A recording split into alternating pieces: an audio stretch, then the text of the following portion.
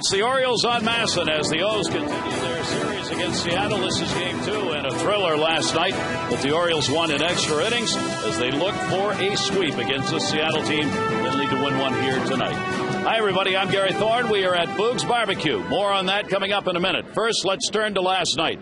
For the Orioles, much of this season, when there have been 2 down, it has been difficult to do much of anything, but not last night. Take a look. Here's how it happened. The Orioles' first run, Wigginton scoring. It would come at a wild pitch. First inning, they were 2 down. They were 2 down in the second inning. Nick Markakis picking up the RBI single. The Orioles getting another one with 2 down. There were 2 down in the 10th inning when Lugo came up with the bases loaded. He got an RBI when he drew the pass. And there were 2 down at the end, and the game-winning RBI came on a bunt laid down by Adam Jones, and the Orioles came away to win it. You take a look at the numbers, the Orioles this season with 2 down, it has not been that easy to score runs. They are 12th in the American League in runs with 2 outs. But last night, Mike Flanagan, it all went well. Yeah, they had it working very well last night. I think 4 of the 5 runs they scored last night were with 2 outs. When you get in the habit of doing that, good things happen, and those kind of hits are really backbreaking to the other team. And the pen last night was outstanding. The pen was absolutely terrific. You know, they had went 5 2/3 innings, 8 hits, 8 Ks along the way, 1 base hit. Let's take that back. So they really did wonderfully well. They picked up each other. Hendrickson got a big out. Koji struck out 4 along the way. Gonzalez got a huge strikeout of Ichiro, and on the end, Simone and Albers really finished it off well. So the Orioles got it done the way it should be done. Now back to Boog's Barbecue. Why are we here? Because the man standing over there is having a birthday today. It is Boog's birthday, and we'd like you all to join in and sing happy birthday to Boog. Here we go. Happy birthday to you. Happy birthday to you. Happy birthday, dear Boog. Happy birthday to you. Happy birthday, Boog. Thank you. Great to see you. A great part of Orioles history. Celebrating a birthday today. Boog Powell. We'll be back. Baseball coming up. Game 2.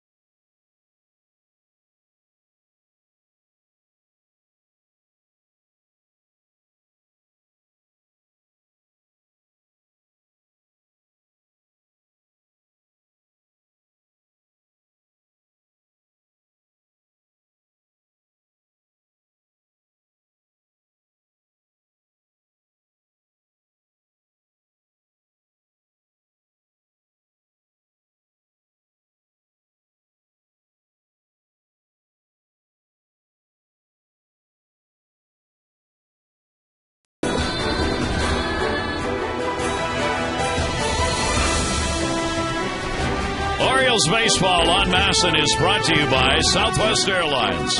Go to southwest.com. Grab your bag. It's on. And by Honda.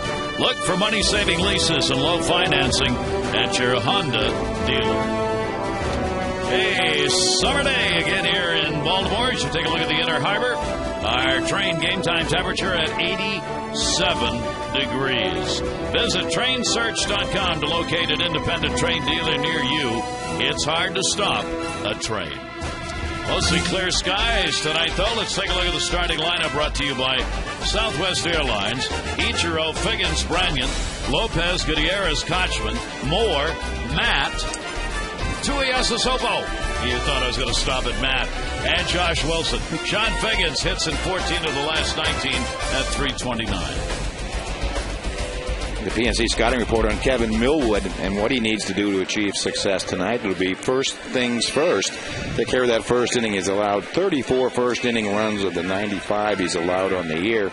And have some April innings. Back in April and early into May, ERA among the league leaders at 3.89 and a batting average against about .260. And stay in the windup. He has been prone to having the big inning early on, which will really get you out of a ball game. So stay in that windup. Ben McDonald joining us for our broadcast tonight. We're going to show you in a minute the fine arm. You were hot tonight. You were ready. Gary, they got to send an ice bag up in a minute. I'm serious. That was bad. Tried to get Richie to stretch me out like old times, but it didn't happen, so I'm hurting, but I'll be okay. You're the analyst now. We want you to analyze this. Go ahead, analyze this. Oh, it looked pretty good until he got the home plate. Yeah, like everybody else, if up and away was a strike, you'd be in the Hall of Fame. Yeah, Jake Arrieta said, hey, how does your arm feel after 3 surgeries? And I said, to be honest with you, it always hurts. The only time it doesn't hurt is when I'm sleeping. But other than that, it hurts all the time. Now, did you warm up? We want to hear the full story, the rest of the story. The only thing I got to do was go hang in the dugout a little bit and try to stretch out. But other than that, I didn't have no warm up. So I was kind of scared to cut it loose, but I just didn't want to bounce it. If anything, I was going to throw it up against the screen. That's the last words of advice I gave him. Right. Bounce. I got to listen to the veteran guys. He said, don't bounce it. So if anything, he was going high. You know why he was doing that, obviously. He kept saying, don't bounce it, don't bounce it. Don't think about not bouncing. Don't think about not bouncing it. It never happens. You'll be embarrassed for life. Such a good friend. Take care of my buddies. That's right. All right, we're ready to go here. Ichiro will lead it off. Kevin Millwood is ready, and there is the first pitch, and that will be taken for a strike. Ichiro at 309 held last night to a 1 for 6 by the Oriole pitchers. He's now 9th in average. Still second in hits in the American League, and he will take the pitch from Millwood. Now, Kevin goes after a guy who has really done damage against him, as he has against so many, as Ichiro's a .405 lifetime hitter against Kevin Millwood. And he'll take that the other way. That may be catchable. Nice play! PA was playing way over near the line. Otherwise, he's got no chance. And in doing so, makes a fine catch. Yeah, great jump. He's playing in and over towards that line. And so Kevin Millwood executing an outstanding scouting report. You pitch him away, play him away, and PA's been getting some pretty good jumps. Not too many times you hit a line drive foul, and it gets caught. That's about as far over as you'll see a left fielder play. And actually, he's going to stay there for Sean Figgins. Figgins had an 0 for 6 in the ball game last night. Only a 140 hitter off Kevin Millwood, and he will take the pitch for a strike. You see Millwood there, that two-seam fastball. April and May, Millwood pitched really well. We all know that, and of course had his struggles in June and July, but seems to be here in August, the last couple starts, really getting it going. But as Flanagan mentioned, Mike, the first inning is a big one for him. 36% of his runs he's given up this year have been in the first inning. We all know his struggles in the first. So I think that's the big thing to watch again. Can he get through the first without giving up anything? Yeah, the amazing thing, in his first 9 starts of the year, did not allow a run in the first inning. Really amazing. 35 first inning runs, and the next closest inning to runs allowed is 11. A dramatic difference for Kevin Millwood in that department. Yeah, and as Mike mentioned, the first 9 starts, he didn't give up a run, in the first inning. So he gave a lot of them. He really got off to a great start. Really didn't get any credit. He got some no decisions and losses along the way. But through 3 starts. That's towards the middle, and that's going to be a base hit. So Sean Figgins is on. He had an 0 for 11 prior to that base hit with 1 down. Look at the Oriole defense. Felix Pierre's already made an outstanding play in left field. Adam Jones has been playing terrifically in center field. And Markakis, pretty good outfield. Josh Bell at third. His Turris at short. Brian Roberts will play second. Wigington back at first. He's been playing some great defense there. And Matt Wieters back behind the plate. Here is Russell Branyan, the designated hitter, delivered a home run in the ballgame last night, going 1 for 4. So Branyan continues to be the all-or-nothing long ball hitter, as Brannion's got 16 dingers and 38 RBIs. Yeah, Brannion took a 2-1 fastball last night from Brad Bergerson. Looked like a four-seamer, just stayed up in the zone and hit it a mile to straightaway center field. You see the lowest batting averages in August. Some pretty good hitters in that group. And that one in the air to right field. Tomahawk right at Markakis. He's got it. Wow. That got out there in a hurry. And fortunately for the O's, hit right at Markakis. Yeah, very tough read when you have that line drive. Really hit right at you. But it shows you how hard that ball was hit. The way Markakis had to go back, it still had to get a mini leap at it. Here is Jose Lopez, who last night got his 7th of the year. Back-to-back homers with Brannion. Yeah, they really after it. The club that didn't hit many home runs has the fewest home runs. Goes back-to-back for only the second time this year. Home runs have been a problem for Kevin Millwood, as he's given up 11 to left-handers, 13 to right-handers. That one will be fouled away, and you could tell by the reaction of Lopez, he really wanted that one. He missed one he thought he could hit. Yeah, that ball fastball left out over the middle of the plate. Same pitch Jose Lopez got last night along with Russell Brannion. And, of course, we both know they hit homers last night, and that ball left right in the middle of the plate. Short lead at first base for Sean Figgins. Extends it a bit now. Not going though, and the pitch will be taken outside. Lopez a .308 lifetime average off Kevin Millwood, and Lopez has got an 8-game hit streak coming into this ball game. He has put up some pretty good numbers here of late for this ball club, which has now lost 14 of their last 19 games on the road, and they come in with a 2-game losing streak. That one is too short. Is Turris up? He'll go to Roberts, and Millwood gets through the first inning with little problems here. Happy birthday, Booth. Out at the barbecue site, signing autographs.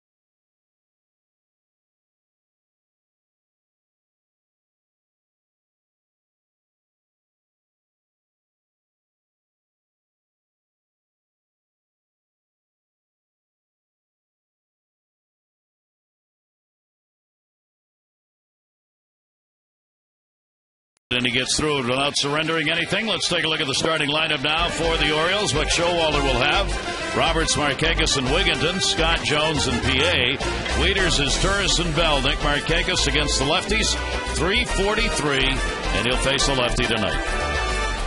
The PNC scouting report on Luke French and what he needs to do to achieve success tonight. Really play a small ball. One of the things he needs to do is, keep the Orioles in the ballpark. And can I go home now? His record 1-1 at home with a 3.12, and on the road 0-2 with almost a 7+ ERA. A next shipmate, and that is Adam Jones, on base 5 times last night. He'll have to control Adam as best he can today. It'll be Brian Roberts leading it off. Brian had a 1 for 5 in the ball game last night. The Orioles 12 wins and 25 losses against left-handed starters. It has been an ongoing problem for the Orioles from last year through this year. In the air to left field, Tuiasa Sopo will drift over, and he's there. You have to have a long fly ball if it goes to left, or you're not going to be able to say who's going after it.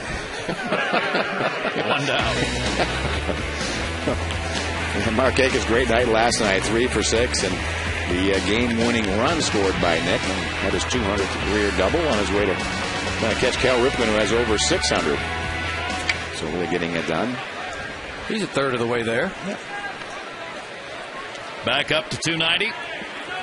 41 RBIs. Nick leading the American League in doubles and continues with the second best batting average by a left-hander against left-handed pitchers. He has held that 1 or 2 spot virtually the entire season, which is pretty amazing that you can be that consistent as a left-handed batter against left-handed pitchers. Yeah, it really is unheard of. George Brett, I can remember we make a lot of comparisons from Nick to George Brett the same way. Broke the bat on that one. Played by Figgins. Markakis retired, 2 down. Let's check out the Mariners defense. 10th best defense in the league. Tuiasosopo will be in left. Gutierrez in center. Ichiro will be on right field. Lopez, Wilson, Figgins, and Kochman in the infield. Adam Moore behind the plate here with a terrific night, not only with the bat, but with the glove last night and arm. Pretty impressive. And Darren Brown, the manager. His 8th game, 4 wins and 3 losses for Darren Brown since taking over. Don Wakamatsu. 2 down here, and Ty Wigginton. Wigginton will take a strike on the inside corner. Ty had a good ball game last night as he ended up going 2 for 6, couple of singles, scored the first run in the first inning of the game, and that will be taken for a strike. Yeah, it really was a strange game last night. A lot of runs scored the first 3 innings, and then shutout baseball for both teams. 4th, 5th, 6th, 7th, all the way to the 10th inning where they both scored 1. Of course, the Orioles won it in the bottom of the 11th. And fights that one off on a tough pitch. Wigginton 255 off the lefties, 260 off right-handers. He only has 1 home run, 1 out of 18 off left-handers. Strange. Yeah, a number of the Oriole hitters are that way. Somewhat surprising numbers. Adam Jones is somewhat the same way. 276 with 4 home runs, 13 against right-handers. Reverse of what you would expect. Here's the 1-2 delivery on the way. Wigginton, and it's going to be inside to him. 2-2. Good pitch by French right there. French, most of his work done this year out of the bullpen. Most of his innings. Typical left-hander, fastball, moving in and out, change up, breaking ball. Making just his 5th start of the year. It reminds you a little bit of Mark Burley. Oh, got him on a changeup that goes away.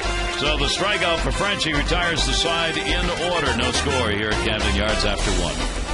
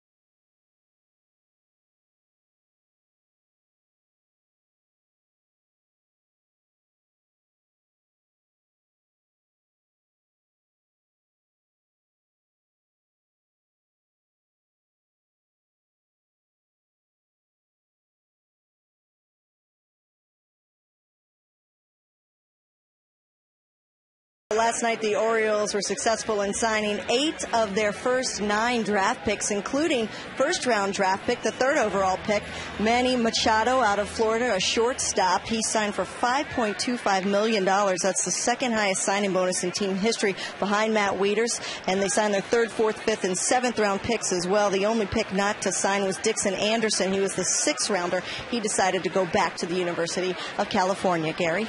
All right, Amber, that's pretty successful in the signing department for Joe Jordan and company. That will be taken for a ball. Kevin Millwood working here against Gutierrez. Franklin Gutierrez 0 for 5 in the ball game last night, hitting at .246 on the season. Millwood with the 1-0 delivery to him, and he'll foul that one off at the plate. Yeah, Oriole pitching pretty tough on Franklin Gutierrez last night as he struck out his first 4 times up and flew out to center field his 5th time up last night. Really happy to hit that fly ball. Yes, he was. First pitch swinging, by the way. Did you notice that? He's like, I'm not striking out this time. I'm swinging the first thing close, and he did. Flew out. Yelling, stay fair all the way. And what makes it more amazing is that Gutierrez is one of the best hitters against the Orioles ever. His career batting average is .397 against the Oriole pitching, with 2 home runs lifetime. Only Ichiro on this team has a higher average. And that will be taken outside. A 3-ball, 1-strike count of Gutierrez. Kochman and Moore will follow here in the 2nd inning. Mariners losing the extra inning ball game last night 3-10. The Orioles are now 11-3 in extra inning ball games this season. Here's the 3-1 delivery. Gutierrez will go to right field. Nick Markakis will back up shy of the warning track. 1 away.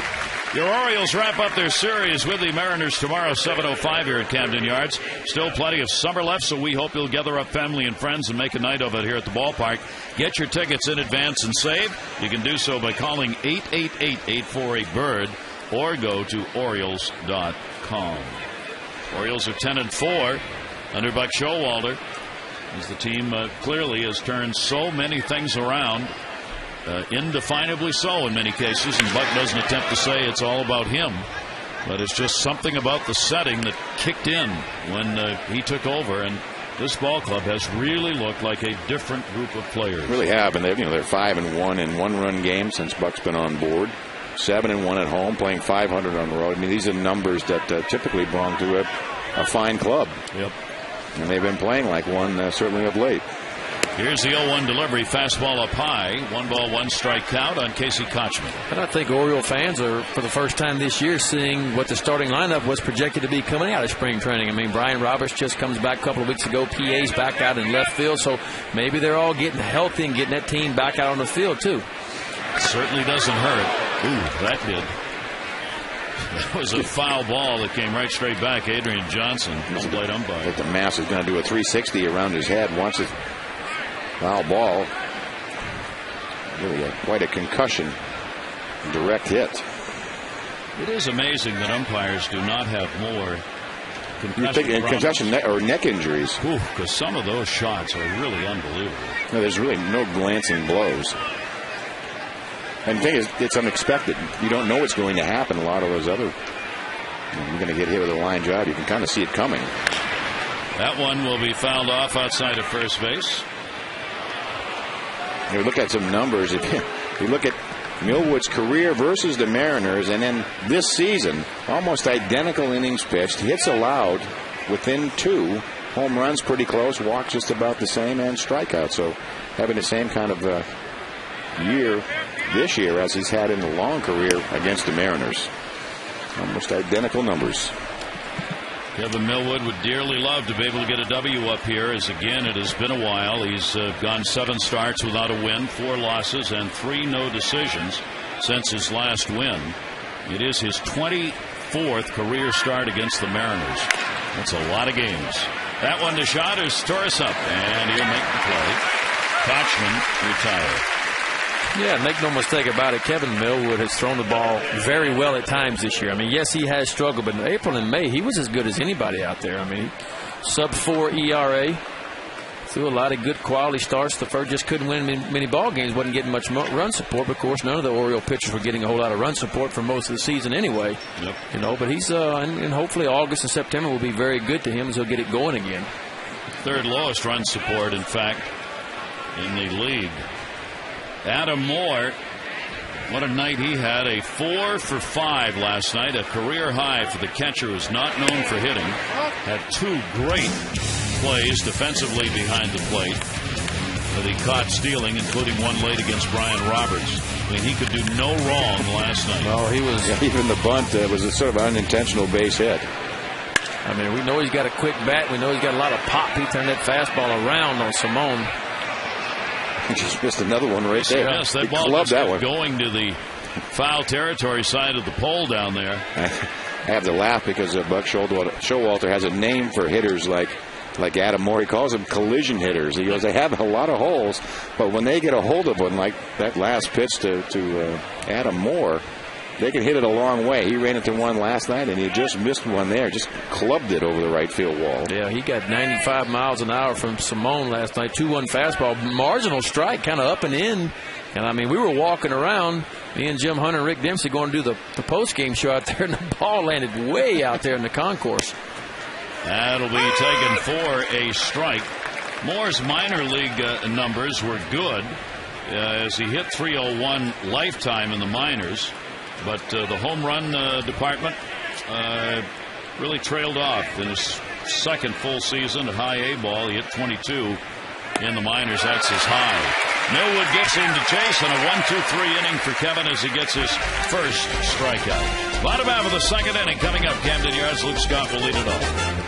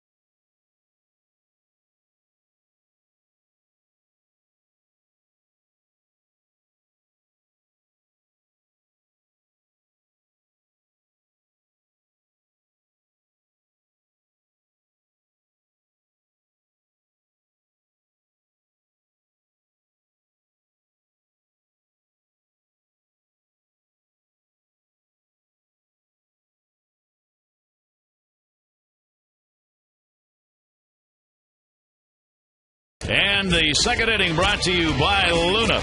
Nick Markakis, 200th career double in the ballgame last night. Nick continues to lead the American League in two-baggers.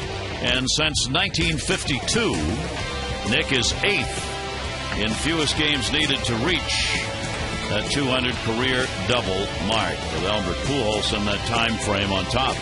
Call today for the Luna double. Get your second room of flooring free. Call 877-241-LUNA. Here is Luke Scott. Luke had a 2 for 5 in the ball game last night, continuing his home hit streak to 17 games now here at Camden Yards. And as a result, Luke is now hitting .349 at home, which is the third best home batting average in the American League. .349 here at Camden Yards. Here's the 0-1 delivery to him by the lefty, and that will miss inside. 1-1. A distinct difference. Yeah, 349 to 236. Still getting his share of homers on the road. And unable to hold up on that one. Luke French getting him to go after it. Luke said, we've talked to him before this season about it. It's a matter of comfort. He likes hitting here. Said he sees the ball well, likes the batter's eye. As we've mentioned before, he talks about the batter's box and that it's just a comfortable footing for him. And he says you don't hear that very often said, but hitters really, it matters whether you got a box that's too hard, too soft that you're trying to dig into or not dig into. He said the one here just works. Yeah, makes sense. I mean, it's all about comfort. And when you're comfortable, you tend to go up there and let your abilities take over. You know, it's like a good pitching mound, too. Some mounds you get on are hard and crusty, you slip down on. Some just feel good when you step on them. That was a neat pitch right there. There's the left-hander coming into a left-hander with a little screwball effect on it. Yeah, it's that straight changeup. Again, he reminds me a lot of Mark Burley. Of course, Burley He's had a lot more success than this young man has had, but the delivery is similar, works quickly, and that short arm action. He's got a 2-ball, 2-strike count on Luke Scott, and just missed 3-2. See his fastball up to 88 miles an hour. Yeah, he got Ty Whittington there at the end of the first inning on a nasty changeup that kind of ran down and away from Whittington. So he's got a good changeup. We've seen that already tonight. Fastball is going to be 87 to 90. A little breaking ball and a changeup. And the 24-year-old, again, the changeup will miss this time, and Scott is on with a leadoff walk. First free pass for the Orioles. Tonight's Maryland Lottery Hit It Here fan is Barb White from Baltimore. If an Orioles player hits the Hit It Here sign located in the bullpen area, Barb, you're going to win $100,000. To find out how you can become the fan of the game, go to mdlottery.com/Hit It Here. And Barb, good luck. Here is Adam Jones. Nice hand for the game-winning RBI last night as he laid the bunt down. Everybody talking about it last night and again today. He's got a 6-game hit streak, 3 for 5 last night. Adam did do that on his own. There was no sign to do it last night. He'd already had a couple of hits before that. Underbuck Showalter hitting .382 and laid the perfect bunt down. Gary Allenson said, I went up to Nick Markakis at third as Jones stepped in and just told him, be alive now, he may lay a bunt down. Said Markakis wasn't really buying into that, but he heard him, and lo and behold. And then talking to Jones about it, Lopez at third base, he showed bunt on the pitch before, and Lopez did not react. Did not react at all, and Lopez, if anything, took a step back, and so Jones says, why not? Laid it down. Didn't even have to be a perfect bunt, but it was a good bunt. And Adam had set him up. Former teammate, of course, Lopez. He told him before the game, I ain't bunting. I heard that story. I ain't bunting to you in the series. I ain't bunting at all in the series. Yeah, relax. Play back. You'll be fine. And Lopez bought it. French gets the strikeout. That'll be his second as Jones goes down swinging. His best 2 pitches are going to be that straight changeup and a fastball. 91-mile-an-hour fastball and about an 80-mile changeup, but over 10-mile-an-hour differential. Talk about a differential. We've got a 24-year-old on the mound making his 5th start this year, his 17th career start. We've got a 35-year-old on the other side, 407th Major League game and his 399th start. Yeah, I saw that. Pretty impressive. 399 Major League starts for Millwood. That one in the air to center field off the bat of PA. Gutierrez will back up. How about Gutierrez out there? Gutierrez has not made an error in the last 155 games that he has played in, and that's a worthy note because he chases balls down. It's not as though things are falling in. Yeah, playing it safe, right. Yeah, he and Goody, and actually Nick Markakis, I'm not sure what the streak is up to now. That's not quite as high as Gutierrez, but when you have a center fielder that's not making errors, and again, that's something that Adam Jones has done much better of late. Now he's up to 8 assists. But that center fielder really is the control tower of that outfield. Here is Matt Wieters. Matt had a 1 for 3 in the ball game last night. Runner at first, Scott, and 2 down. Matt hitting .209 right-handed, 2 home runs right. Left-handed, .255 with 7 dingers.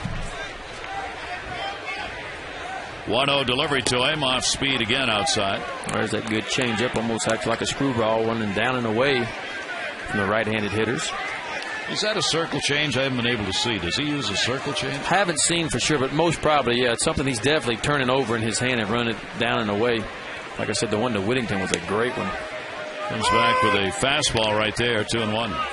And he's hitting his spots with his fastballs right now. He's working inside, throwing the ball, 2-seamer down and away, 4-seamer inside. Seems to fall under the heading of a crafty left-hander, and I always wonder, why are there no crafty right-handers, Ben? I don't know. There's been a few guys that tried to do it, didn't have much success, but I don't know what it is about left-handers. Left-handers just seem to stick around a long time, and for whatever reason, just seem to get guys out. I wouldn't know anything about that. Yeah, you know plenty about that. Crafty. Jesse Orozco. Crafty, yeah. That's crafty from about 24 on. A slow ground ball off the end of the bat. Figgins will pick it up, make the play over to first base, and get the out. No runs, no hits, no errors. Leadoff walk. Scott left stranded. No score.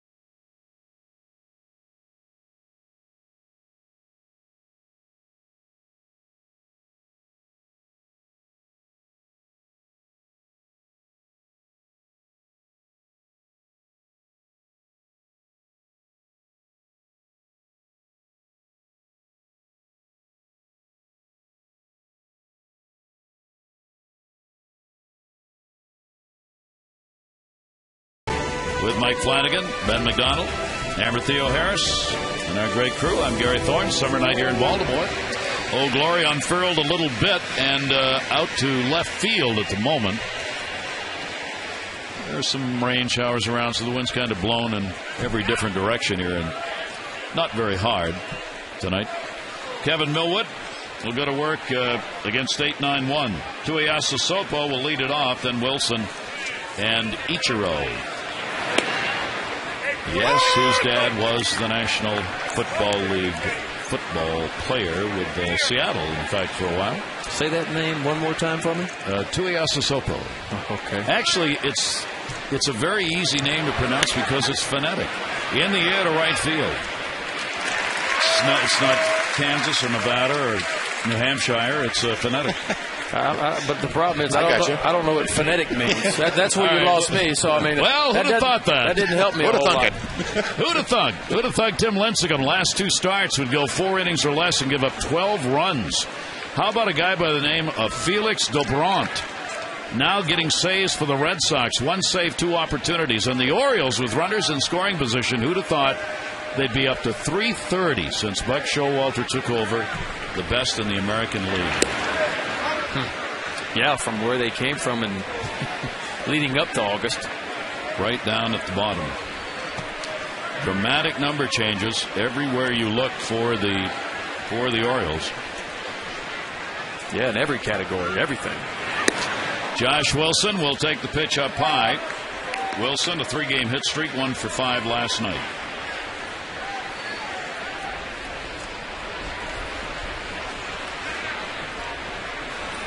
Oh for 3 against Kevin Millwood. Limited chances for Wilson against him. 35-year-old right-hander, 2-0 delivery on the way, and he'll catch the outside corner with that one, and it goes to 2-1. Kevin spotting that fastball good tonight. He got that 4-seamer with a little bit of cut to it, kind of like it's run away from the right-handed hitters, mixing that breaking ball. Saw him get the strikeout of Adam Moore last end of the 2nd inning. In the air, foul territory, and just out of reach. Couple of rows back. Ty Wigginton over to give it a shot. Kevin Millwood already has faced Seattle twice this year. His record is 0-1. He lost to them in April. Gave up 4 runs, 6 hits in 8 innings. Not a bad performance. Lost 4-1. And then on May 13, a 6-5 ball game in which the Orioles won, but he was non-decision. 5 runs, 7 hits in 6 2/3 innings. Yeah, back in that April start, he and Felix Hernandez locked up in a duel. Both went the distance. Kevin's only complete game of the year, and it came in a losing cause. And that will miss outside, and a 3-ball, 2-strike count. Wilson with 1 down and nobody on. Lifetime Millwood is 8-12 against the Seattle Mariners. As we said, a lot of starts, 23 of them, 24 now. 3-2 delivery, and he'll walk it. A man on with 1 down. Time now for our AT&T Mobility Trivia question. What former Oriole holds the Mariners record for most steals in a season? Former Oriole with the Mariners record in a season. How about Harold Reynolds? Harold Reynolds. That's a good guess. That's our answer, actually. There it is. 60 steals, 1987. 1 for Flanning, that crafty left-hander. Here's Ichiro, flied out to left field, and a fine catch made by PA. Well, those clubs that really didn't run a lot, they were known more for their power with Griffey Jr. and Jay Buhner, and had a lot of thunder. The one that come to mind would be Julio Cruz. Plenty of thunder. I remember those line up in the King Dome over there. You love that place. No. Palmer wouldn't even go there. Never mind pitch there. He had nothing to do with it. Yeah, that King Dome flu. Ooh. I knew I wasn't supposed to pitch there that one year. The roof started falling in on one of my starts. I said, this is not good. And you're so close to the roof. It's not good. Good pitch by Millwood. There you see the hit leaders, Josh Hamilton of Texas, followed by Ichiro, then Beltre, Cano, and Cabrera. Ichiro now hitting against the Orioles. 369 lifetime here in this ballpark. 393. That will get Josh Wilson back to the bag. It's hard to believe that Millwood's already faced Ichiro 75 times. And a 400 average against him. 1-2 delivery, lofted in the air to right center field. Jones has got a long run because he was shallow, reaching up, and he's got it! And he's got a chance for a double play. Here's the throw, and safe! Home plate umpire Adrian Johnson getting there. A beautiful catch made by Adam Jones, who gets the high sign from Millwood and almost doubled up Wilson. What a great play right there. Gets a breaking ball, hits it straight away center field. Jones runs it down, comes up throwing to first base of Whittington. Wilson back just in time. Look, he's all the way around almost to shortstop as Wilson's got to re-tag the bag on the way back and slides safely back into first base. And some busy feet around the bag. Even the umpire with some busy feet. Johnson, home plate umpire, all the way there to make the call. I think what you liked about that, Adam Jones, how quickly he responded from making the catch to making the throw. 2 good catches. Ichiro's got to go. Got to keep it out of the outfield. PA made the first one, and then Jones makes one there. And Adam was playing very shallow on Ichiro, so he had to go a long way to get back to the wall to make that catch. So Millwood with some good defensive help. 2 down. Here's Figgins. Shows bunt. Pitch will miss. Figgins had a single his first time up, getting out of an 0 for 11.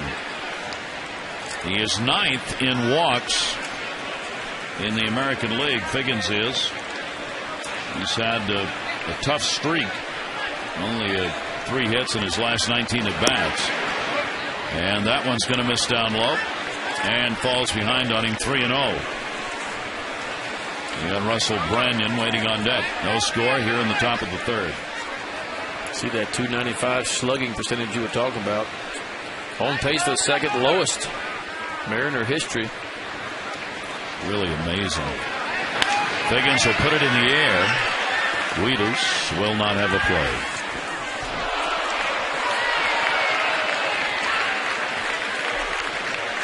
Talked about all of Kevin's starts. He's got 157 lifetime wins and 133 losses in his career.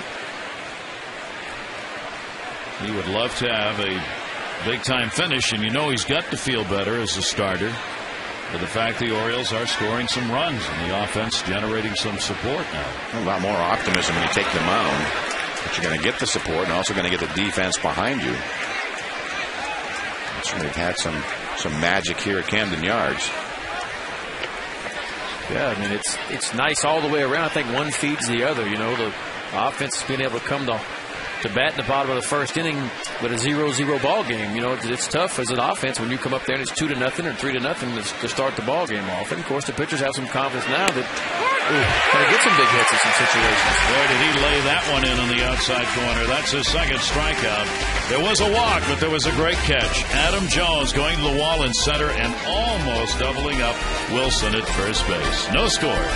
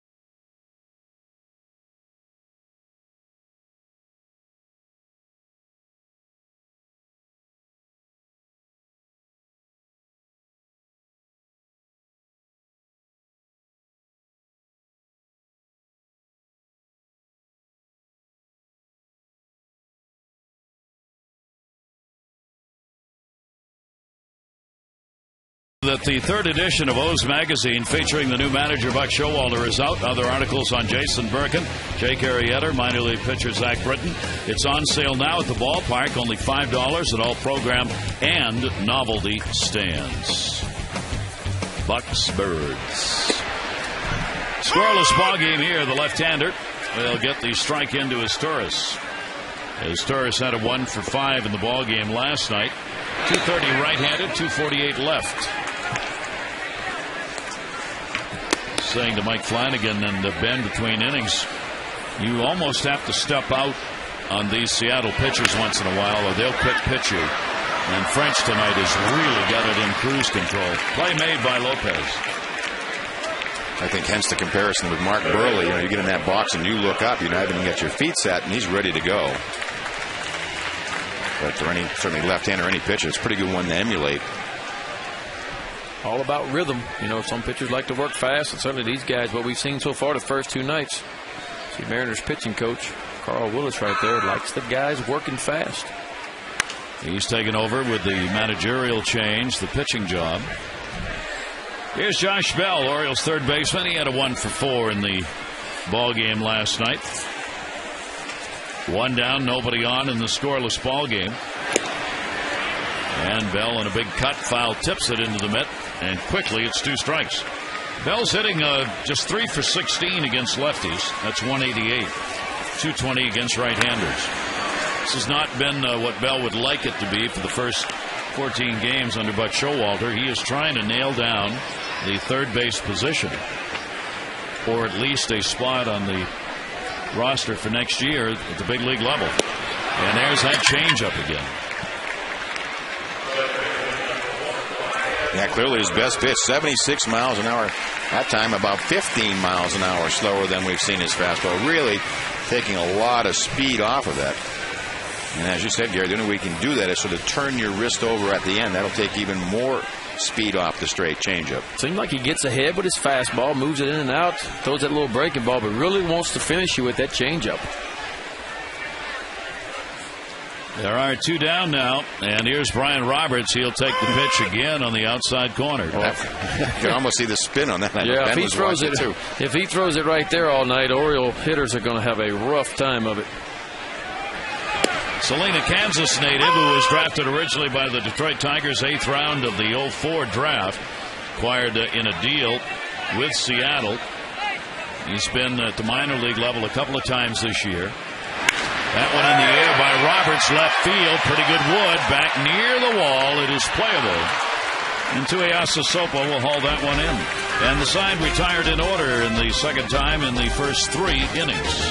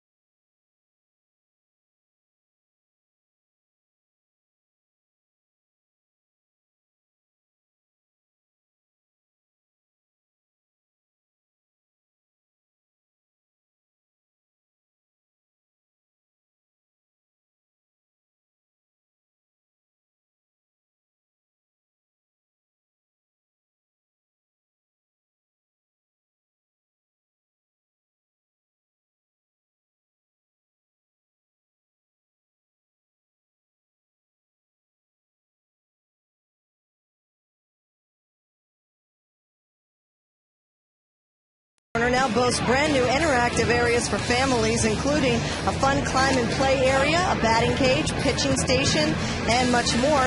Plus, you'll still find your favorites like the moon bounce and floating T-ball area. There's a merchandise store tailored to younger fans. It also sells kid-sized hot dogs, popcorn, and soda for just $1. So bring your family to the all-new Orioles Park Carvel Kids Corner, located on the main concourse level just inside Gate C. Gary? Amber, I want the orange hair. I like that color. A strike on the outside corner. Branyan, Lopez, and Gutierrez due up. We're through 3. Orioles Zippo with 1 left on. The Mariners, no runs, 1 hit, 2 left on. And Millwood's fastball will be up high. Branyan flying out to right field, first time up. Yeah, Branyan, team-leading 16th home run of the year. One of those moon shots that he's been known to hit. That uppercut swing, it's a lot of loft. Yeah, he hit one hard his first time up here the first inning. Lined out to Markakis out in right field. Branyan's got the 5th lowest batting average in the month of August at 167 in the American League. He's had 7 hits and 3 of them have been home runs. He's 7 for 42 this month. A 1-ball, 2-strike count against Millwood. His only 2 hits have been homers, 2 of them, but he's not going to get another one here. Millwood gets his 3rd strikeout. Well, take a look at this. There's a fastball, 1-ball, 2-strike, 91 miles an hour. Take a look at it, 4-seam grip right there. Right down the middle. I think that ball ran just a little bit. Randy thought maybe it was up in the zone, but clearly right at the top of the strike zone. That's what Kevin Millwood did so well early in the year, was pitch to the upper extremes of the strike zone. He really did not live around the knees. That's one thing that has kind of gone away, is his strikeout to walk ratio of late. You know, it's about 50-50. I think 18 walks and 24 strikeouts over his last 4 or 5 starts. There was one point early in the year that he had a 20-to-1 ratio. Led the league. So that's what's kind of leveled off for Kevin. I think the fastball velocity has gone down a couple of miles an hour during the course of the season. A 1-ball, 1-strike count. Lopez hit into a fielder's choice his first time up. 1-1 delivery to him. Talk about odd numbers. Lopez is hitting .229 against right-handers this year. That is the 5th lowest batting average in the American League against right-handers. .273 off lefties. It's the beauty of the game. The numbers are there to look at, but sometimes trying to explain them. Here's the 1-2 delivery, and that one down to third base. Bell. 2 down. 13 strikeouts by Seattle last night, and Gutierrez was involved in all of them. Well, it seemed like it. 4 times last night they just guessed wrong. He's on the wrong pitch.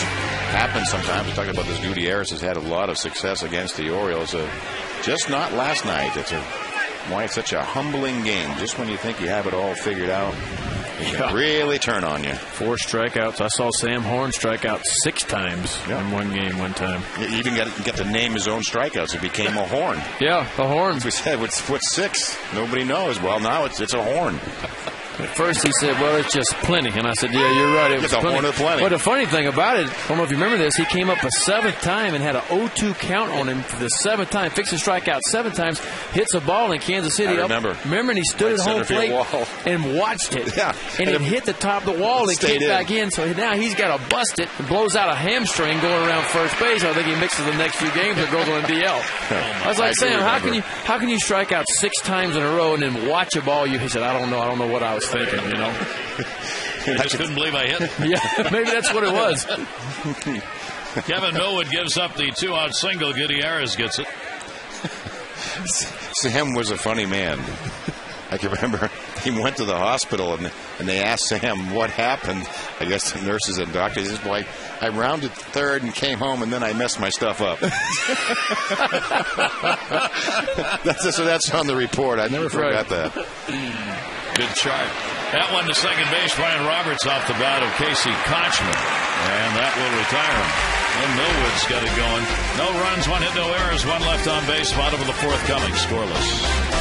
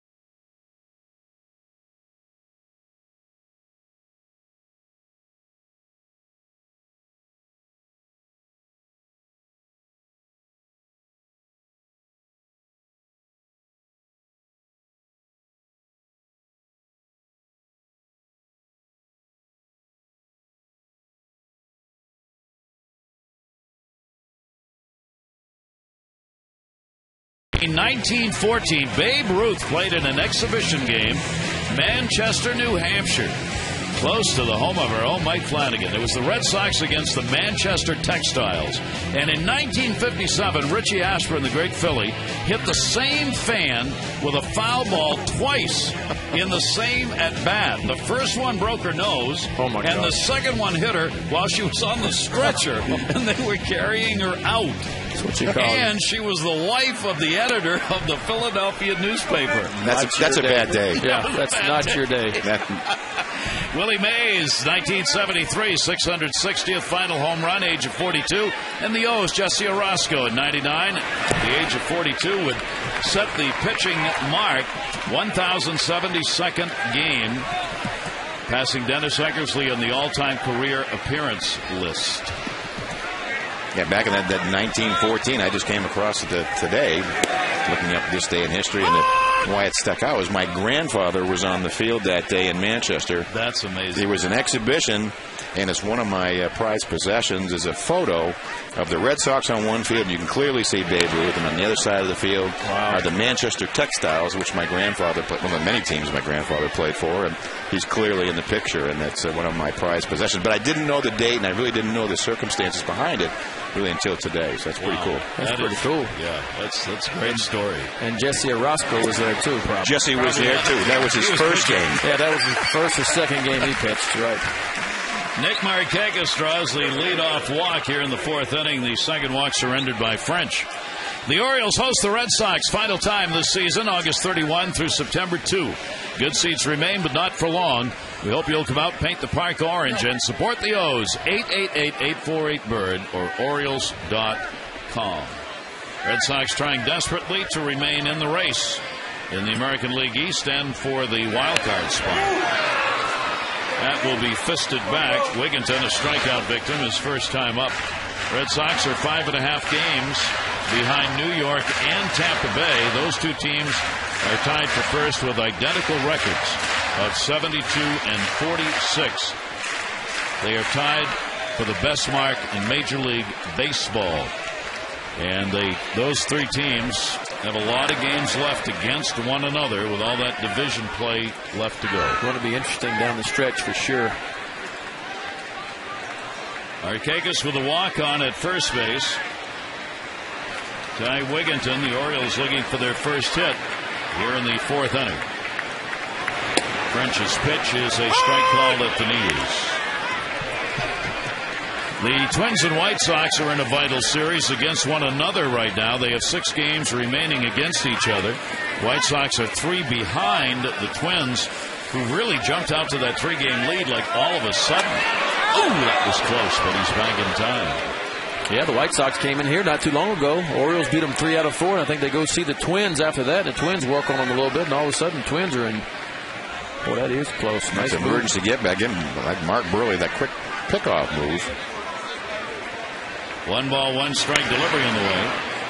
Could we go back talking about Chicago and the Twins? The White Sox going 3-7 in their last 10. The Twins 8-2. There you go. That will change the standings. Ty Wigginton, 1 ball, 2 strike count on him. Wigginton with a 2 for 6 in the ball game last night. Markakis back to that decent lead at first. That one to short. Taylor made. And the double play recorded. Wilson to Figgins to Koshman, and there are 2 down. Now the Western Division, take a look. The Rangers on top by 8. I mean, that should be over. The Angels and Athletics, even though there are 13 games remaining for each of those teams against the other 2, that's a lot of ground to make up right now. Yeah, the Angels just seem to be just short. Certainly a lot of their players go free agents, like Vladimir Guerrero and Sean Figgins exiting the club, and really not comparable players being replaced. Texas is going to be here for a 4-game series starting Thursday night. It'll be Thursday, Friday, Saturday, Sunday. The Saturday game is a 4:10 first pitch, and the Sunday game at 1:30. So look at the Texas Rangers, extensively so in a 4-game series. They've got Nelson Cruz on the DL, Ian Kinsler, Harden's gone on the DL, Guzman's on the DL. 4 pretty important players for Texas, yet they continue to win. Well, I'm sure they remember the 4-game sweep right before the All-Star break by the Orioles, too. It seemed that they were clearly underestimating the club at that time, looking forward to the break. Luke Scott towards the first baseman plate. Kochman the underhanded delivery, and only 3 batters faced despite a leadoff walk. The Luke French continues to dominate on the mound. No score.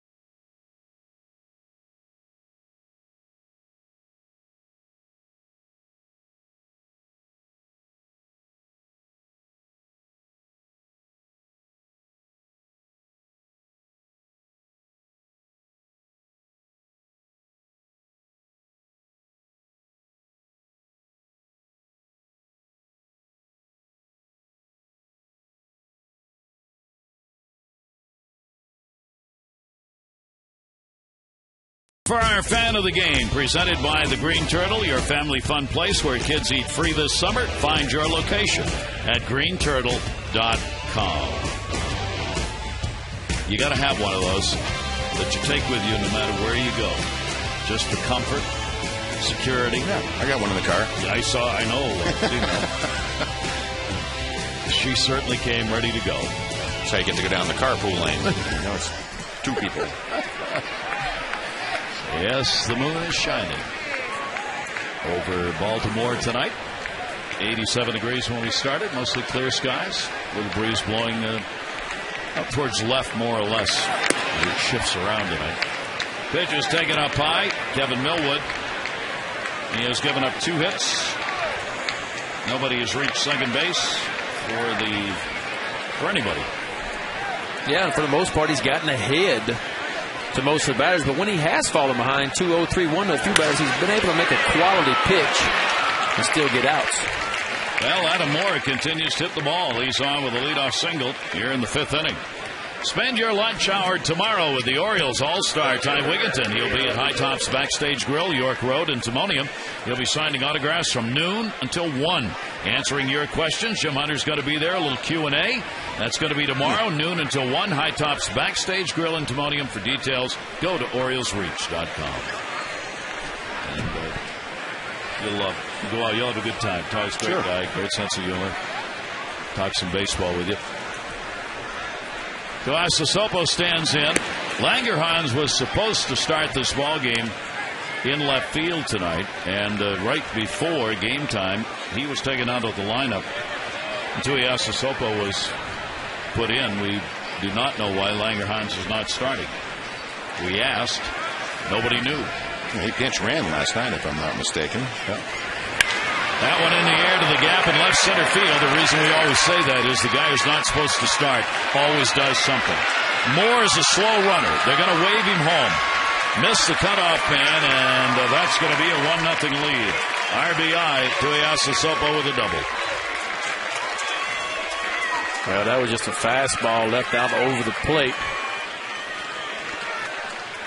See his 3rd double of the season. Take a look at it. Tries to come in. Didn't quite get it where he wanted it. Kind of up.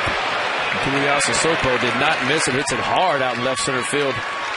See Jones and PA trying to run it down right there. By the time they get it in, of course, Moore's already scored. That'll be the 3rd RBI for Sopo. This is just his 31st game, and that'll be his 3rd double. So he delivers. Now here's Josh Wilson, nobody out. Bell even with the bag at 3rd, and he does show bunt. And will take it for a strike. Wilson drew a walk his first time up. Darren Brown may play little ball here, the Seattle manager, and have him moved up if he can, and Ichiro waiting on deck.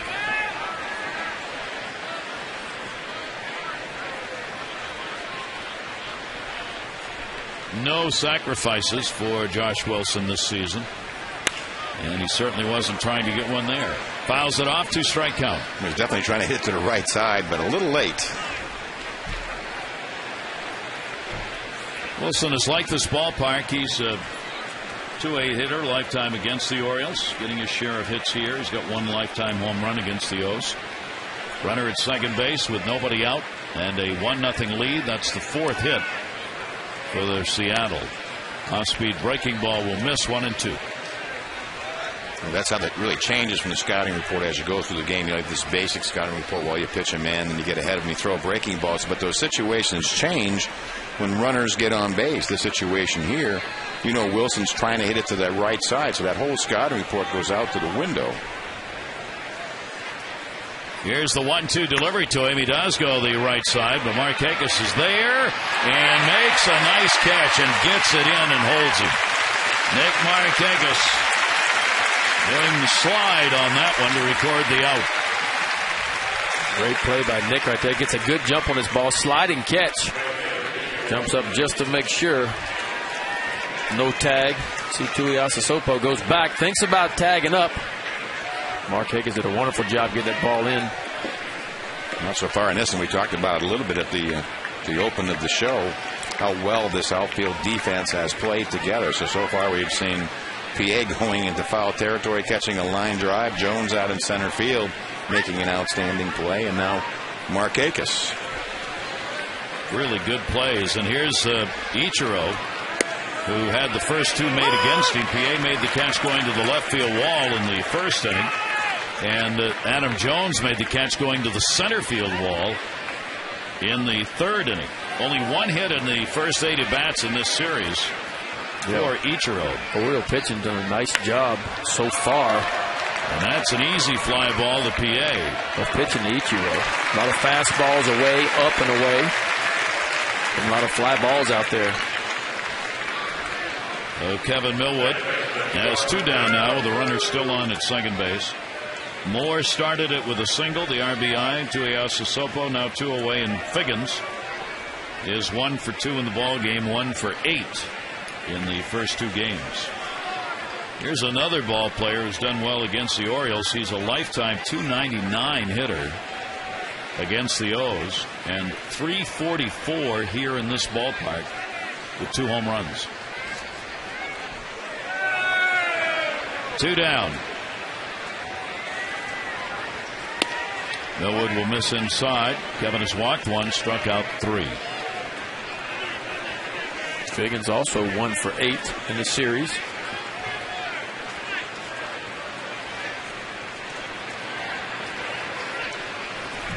Millwood with a 1-0 delivery to him. Figgins will take it away and gets ahead on the count here. 2 balls and no strikes. And Sean Figgins looking for a 2-out RBI base hit.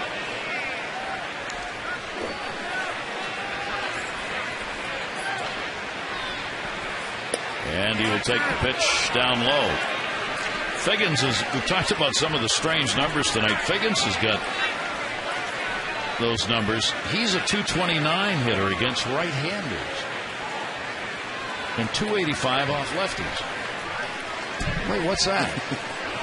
It's that full moon you saw. My. That's for Figgins all year long.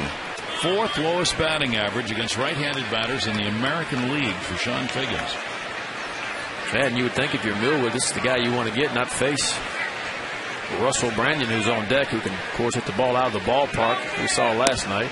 And he walked him and did not get a strike against him. You got to look at the numbers. Maybe Millwood knows something. Maybe he's more comfortable pitching to Russell Brandon in this situation, but it looked like he was pitching around Figgins right there.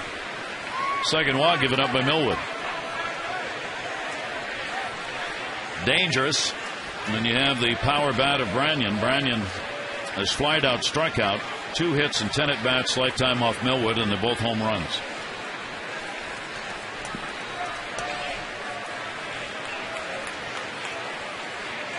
Branyan, the designated hitter. And he'll take the strike. That was a good pitch on the outside part of the plate. He got Branyan the last time on a breaking ball. He took a little backdoor breaking ball. Orioles have the shift on. You see right behind second base is Torres. Buck Showalter was just adjusting. Brian Roberts looking in, had his arms out like, where do you want me? Short right field is Brian Roberts right now. That one to left. PA's got a long way to go. He was deep. PA coming, and will make the catch. PA was shaded over, playing him to pull. Millwood works his way out of the jam with the run surrendered on 2 hits and a couple left on.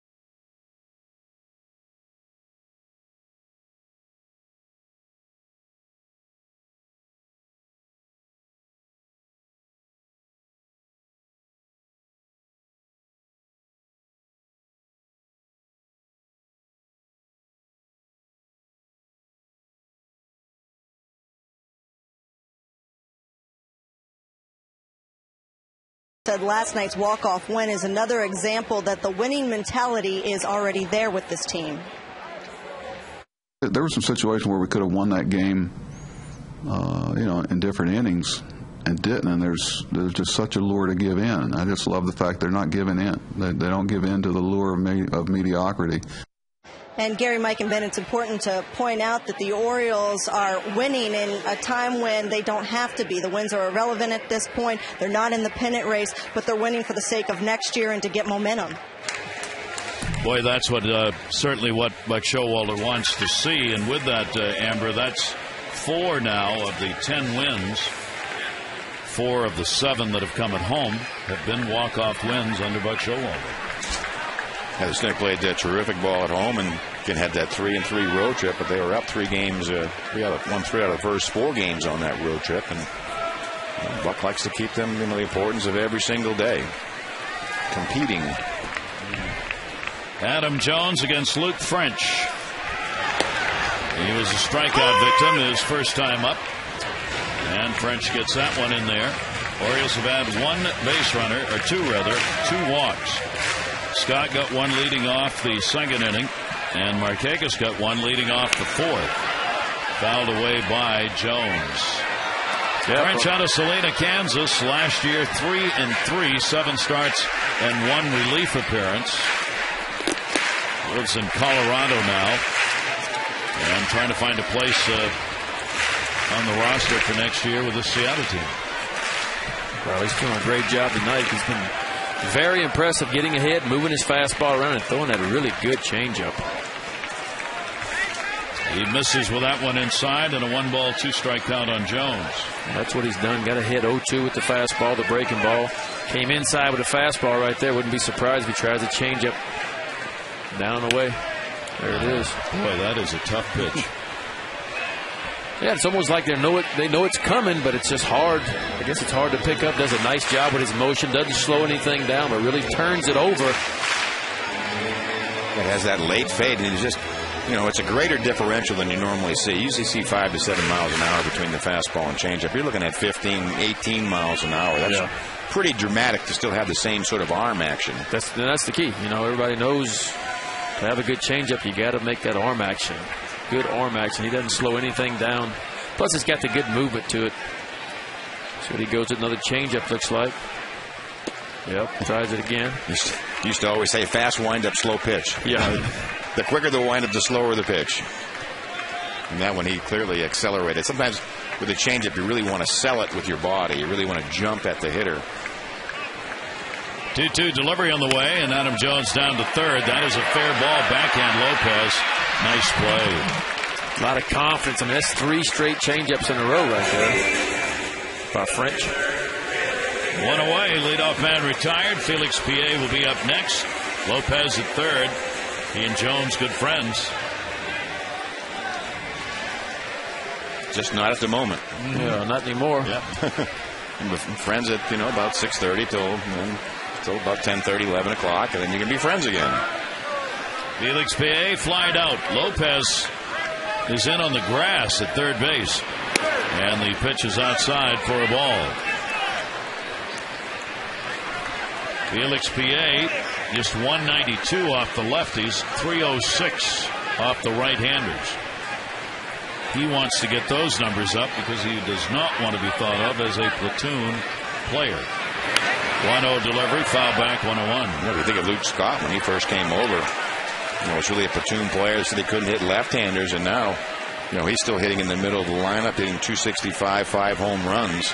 Granted, it's 5 of his 22 home runs are against left-handers, but he hangs in there real well and deserves the chance to play against both left-handers and right-handers, and that's what PA has to do. Yeah, sometimes it's just opportunities, getting those opportunities.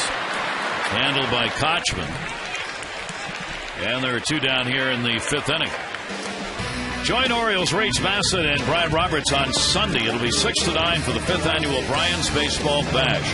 This is a fundraiser for the University of Maryland Hospital for Children. It'll be at Dave & Buster's in the Arundel Mills Mall. There'll be silent and live auctions, sports memorabilia. It all benefits the kids. $200 adults, $150 children under 12. 410-328-3637 for info. Matt Wieters grounded out his first time up.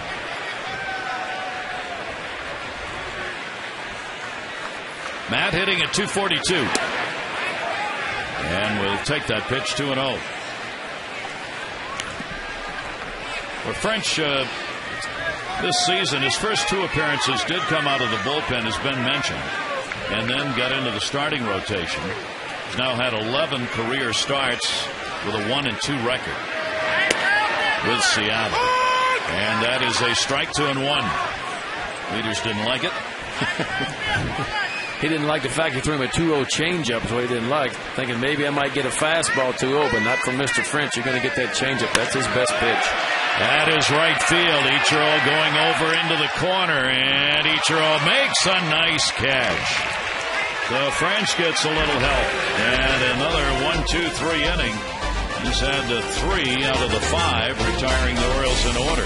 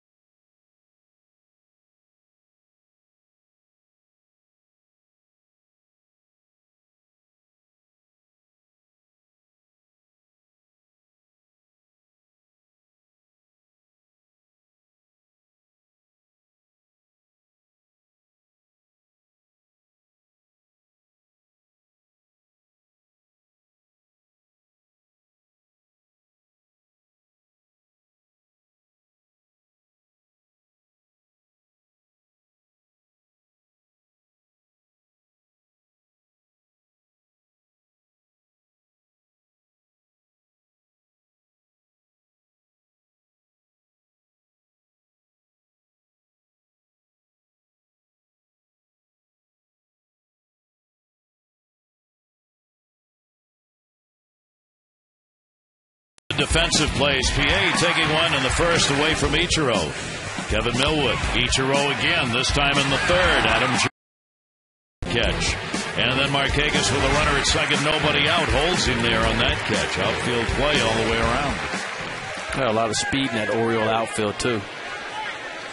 And they really feed off certainly center fielder Adam Jones and where they're going to play, how far apart they almost move in unison in the outfield.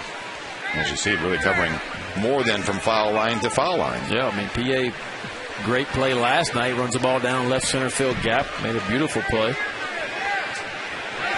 Jose Lopez will hatchet that one into left field. PA going over to get it. And will hold him to a single. So Lopez has got a 9-game hit streak now as he leads off the 6th inning with a base hit. They look at the box score. A lot of singles action, more like it by the Mariners last night. A rare exhibit of power. 3 home runs, triple, a couple of doubles out of this offense, which had not had back-to-back home runs. Had last night. It was only the 2nd time all year. Darren Brown, their interim manager, watching here. They've got the 1-0 lead. The RBI and a double by Tuiasa Sopo, driving in Moore, who had led off the inning with a single. 5 hits now for the Mariners. Showing bunt. And a strike on the outside corner, Franklin Gutierrez.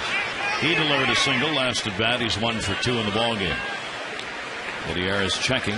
Millwood with a runner at first. Lopez. You also have to be aware of the bunt. Millwood's pitch count in terrific shape. Maybe the best shape he's been in a while. 1-1. With 74 pitches, an outstanding almost 2-to-1 ratio of 48 strikes, 26 balls. Yeah, and French for Seattle, even less than that. He's done a wonderful job keeping his pitch count down. The pitcher-dominated game after the teams combined for 9 runs and 27 hits last night. Pitch rode in on him, and he chops it foul in a 1-ball, 2-strike count. That's a good pitch right there. That's a 2-seam fastball.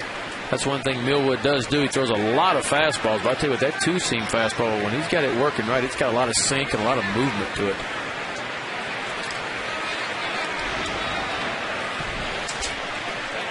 Gutierrez, 4 hits rather, 1 home run and 17 at bats off Millwood.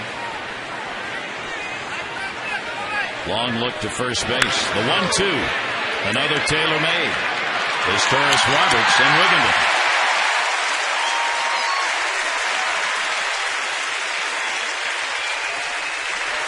Well, 1 second, it looks like it's destined for center field. The next second, it's being turned from his Torres to Roberts. A little bit of a high flip. Roberts like catching a pass right there. Grabs it.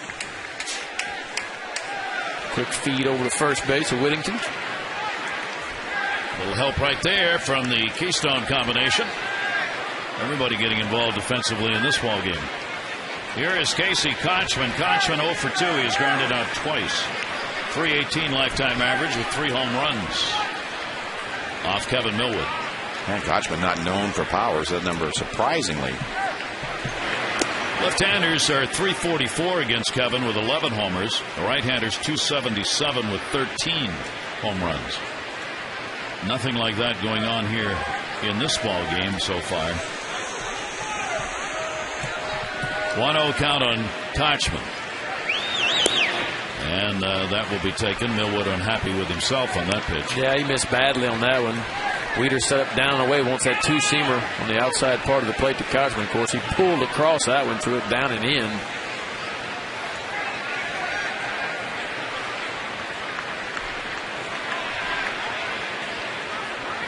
Kochman, 1 to drive, 2-0 pitch to him. He tried and fouls it back.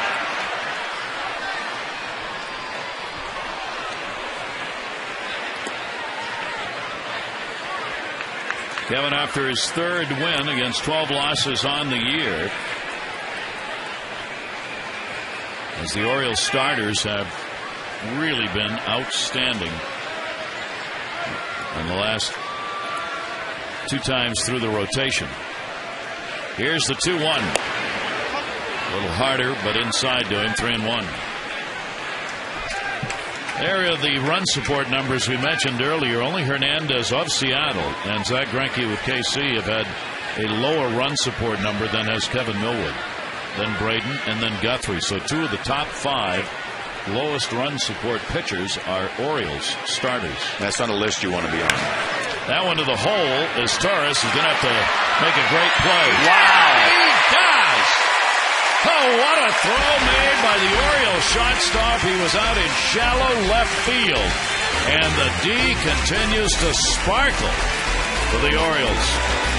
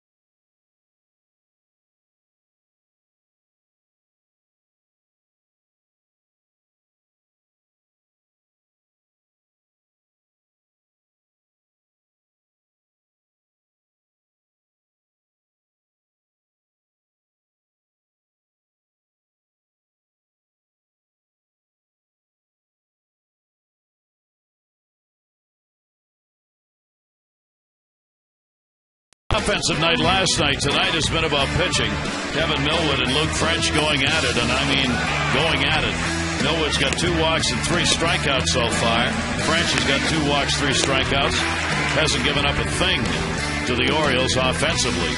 So the 2 pitchers dominating. They have been nothing short of outstanding, keeping their pitch counts down. 1-0 seesaw. Seesaw just 1-0 ball game. Mariners in the lead. Well, the Orioles will try and get to Luke French here. The 24-year-old left-hander is Torres Bell, and then Brian Roberts. As Torres grounded out his first time up, Oriole hitters getting only their second look at French, and we are in the 6th inning. Former Gold Glove winner made a Gold Glove play to end that last half inning. There's been some big-time defensive plays in this one tonight. In any sport, I still maintain defense is the most fun to watch. Absolutely, I agree. I love it. That will be fouled outside the third. I mean, these kind of plays, they're just great to see. Can't do it any better than that. See him go backhand, jumps 1 step, cross his body, and put something on it. All the way over there. And to make that accurate throw, to make it really low enough so Wigginton can stretch. Is that the first hit? Nope. Gutierrez. That ball stayed up as Torres and one away here in the 6th inning. That's one of the better swings the Orioles have had at that changeup, so maybe they're starting to make the adjustment a little bit. 1 down in the 6th. Josh Bell, strikeout victim, his first time up. French in his games this season, 6 innings most of the time. He did have an 8-inning performance against Kansas City where he gave up a run on 9 hits against KC 3 starts ago. Not a lot going on in that box score.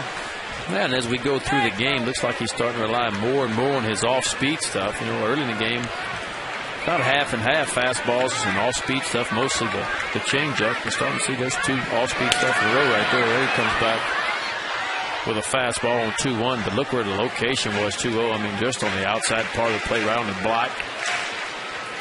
French really has it going tonight, location and stuff-wise. Last outing against Oakland, he gave up 4 runs on 7 hits over 6. And there's the first Orioles base hit. Josh Bell delivers a single with 1 out in the 6th inning.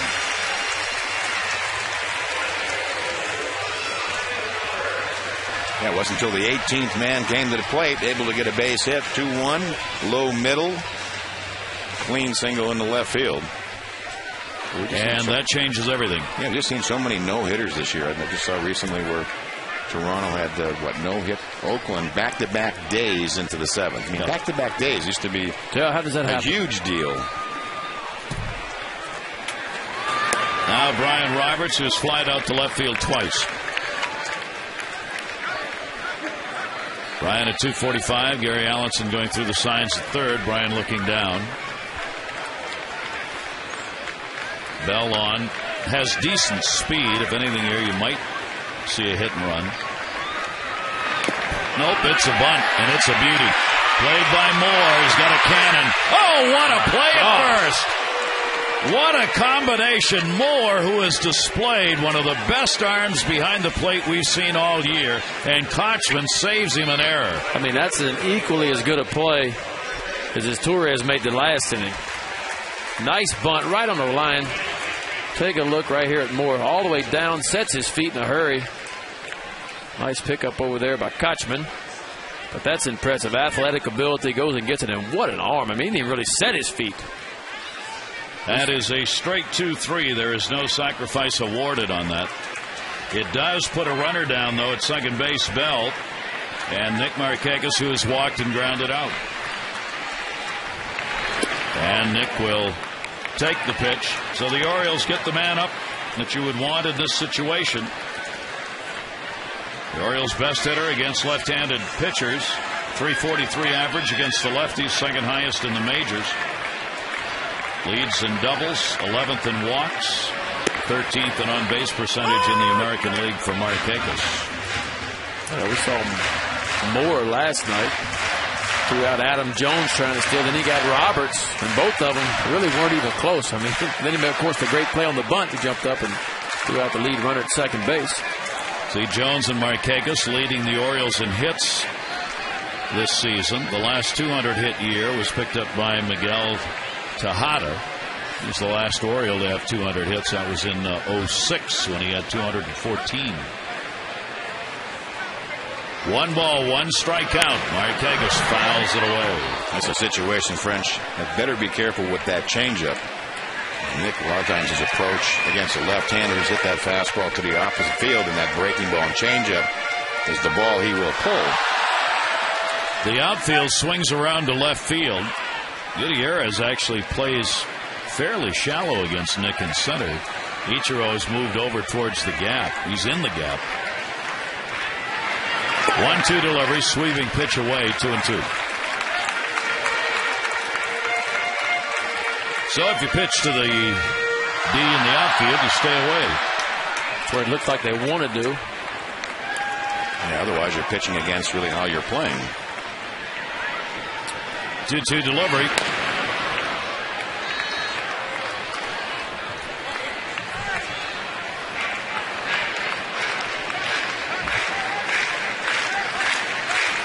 It's another good ball game. We've seen under Buck Showalter, for whatever reason, these kind of grinded out games. And that's exactly what he wants to see. Well, it always begins with the starting pitching. And as you mentioned earlier, the Orioles starting pitching has kept them in all the ball games. Here's the 2-2 delivery on the way. And just missed with that one. Full count, 3-2, 2 down runner at second. Will Woods followed up tonight, 6 innings pitched, 5 hits, only 1 run. Got a quality start right now. He's been really good. Only problem is French has been better. 3-2. Bell with a good lead off second base. Markakis will take it, and he's on. So Nick reaches with another walk, 2 in a row. 2 in the ball game for him. 2 of the 3 surrendered by French. Yeah, French went with the 3-2 changeup right there. Just left it up just above the strike zone. Markakis not offering at it. And that will bring up Ty Wigginton, who has struck out and hit into a double play. Yeah, he got Ty in the first inning on a good changeup, did French, and of course got him the last time on a ground ball. Made a nice fastball pitch, middle in, got the 6-4-3 double play. Very interesting to see how he pitches, how French pitches Whittington this time.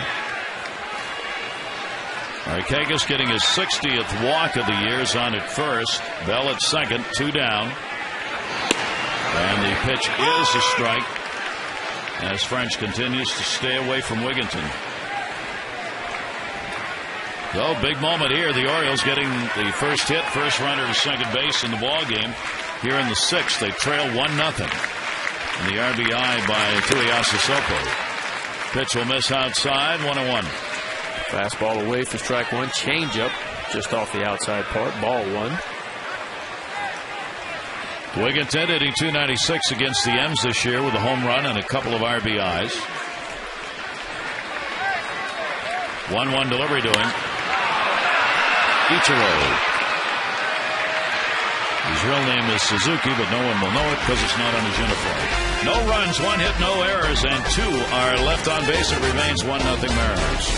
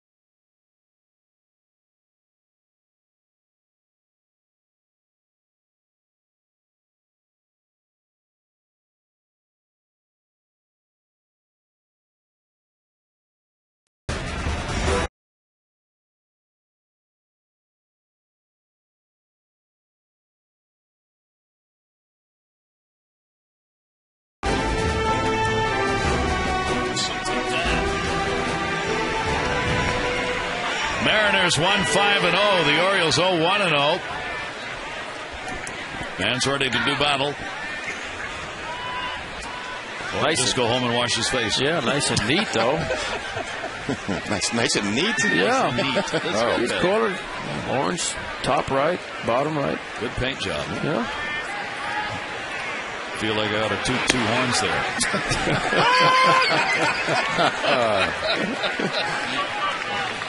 Here's Adam Moore. He's now picked up 5 hits in 7 at-bats in the first 2 games. The least likely of the Mariners to have those kind of numbers offensively, but he's done it. He's hit the ball hard. He's trying to collide with another one. Yeah, run into one again. Boy, he did that last night. Hit one a ton out the left center field. He could do no wrong. Then he almost got thrown at and got a base hit on the bunt. Yep. Millwood with a 1-1 delivery to him. And 2-1. Yeah, we know he can hit the fastball. He turned one around last night. Up and in. About 95, 96 miles an hour from Simone.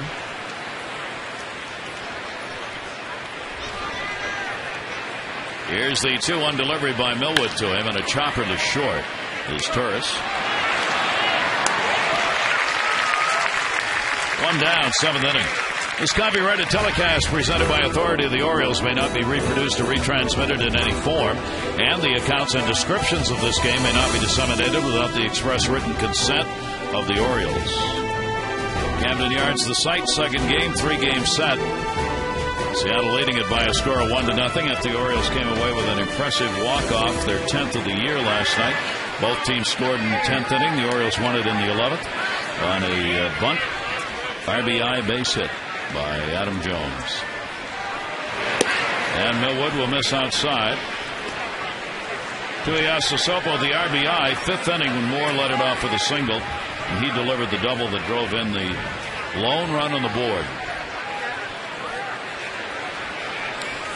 Here's the 1-0 delivery. Seattle with only 46 wins. They have followed the tradition of teams in the last decade. There have been 16 teams who have improved 20 games or more from one season to the next in the last 10 years. And 14 of those 15, the next season, lost more games. They did not move forward. And Seattle is going to join that crowd. Only the Cubs in 04 were a team that improved, where they had that large a margin from one year to the next. And then in year 3, they went one game better. But they're the only team to do that. And Seattle's fallen back again this season. 2-1 delivery is swung on and missed. Seattle was in 08, they were 61 wins and 101 losses. Then last year they went to 85 and 77, improved by 24 wins. Even though they had the lowest batting average in the league and produced the fewest runs, they also had the lowest ERA. Well, they did it with pitching and D. 2-2 delivery, Millwood with a great off-speed pitch. Well, he blew the fastball right by him, middle in. The pitch before that kind of sped the ball up. Then the old Uncle Charlie breaking ball. Take a look at it. Got that forward spin, good downward bite. It's a nice look at it right there, way out in front of it. I think your point is well taken about the Mariners. They were probably fooled about that record, that 51 and 35, third best. So, well, we're going to build on that, and it's just sort of the law of averages in some of those close games is going to come back to the norm. Yep. Yeah, there were studies that were done over 100 years worth in the Baseball Analyst when it was being produced. They went back and looked at 100 years worth of one-run games and how they impacted both during the year when you were winning or losing and then the next year. And it was some enormous figure, over 90%. If you had 1 year of good wins and one-run games, the next year you would not. And if you had bad one-run games in 1 year, the next year you would improve on it. It was one of those numbers that just stayed that way for a century of baseball. That one to Adam Jones. He's got time and room. Seventh inning stretch time brought to you by Jack Daniels Tennessee Whiskey as the D continues to shine under this full moon in Baltimore. Please drink responsibly.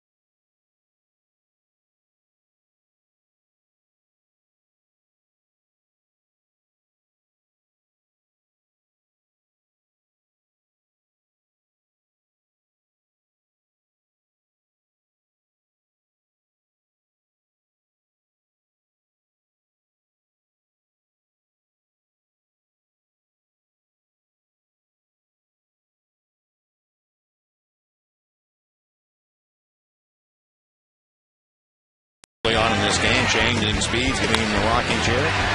Frustration on the part of Ichiro has been robbed a couple of times, almost turning one to a double play. And finally, the Mariners would get on the board first. Another outstanding play by Cesar Astores, keeping a number of the Mariners off base and at bay. Josh Bell will come through and get the Orioles' first hit, and maybe loosen up the offensive side of the game.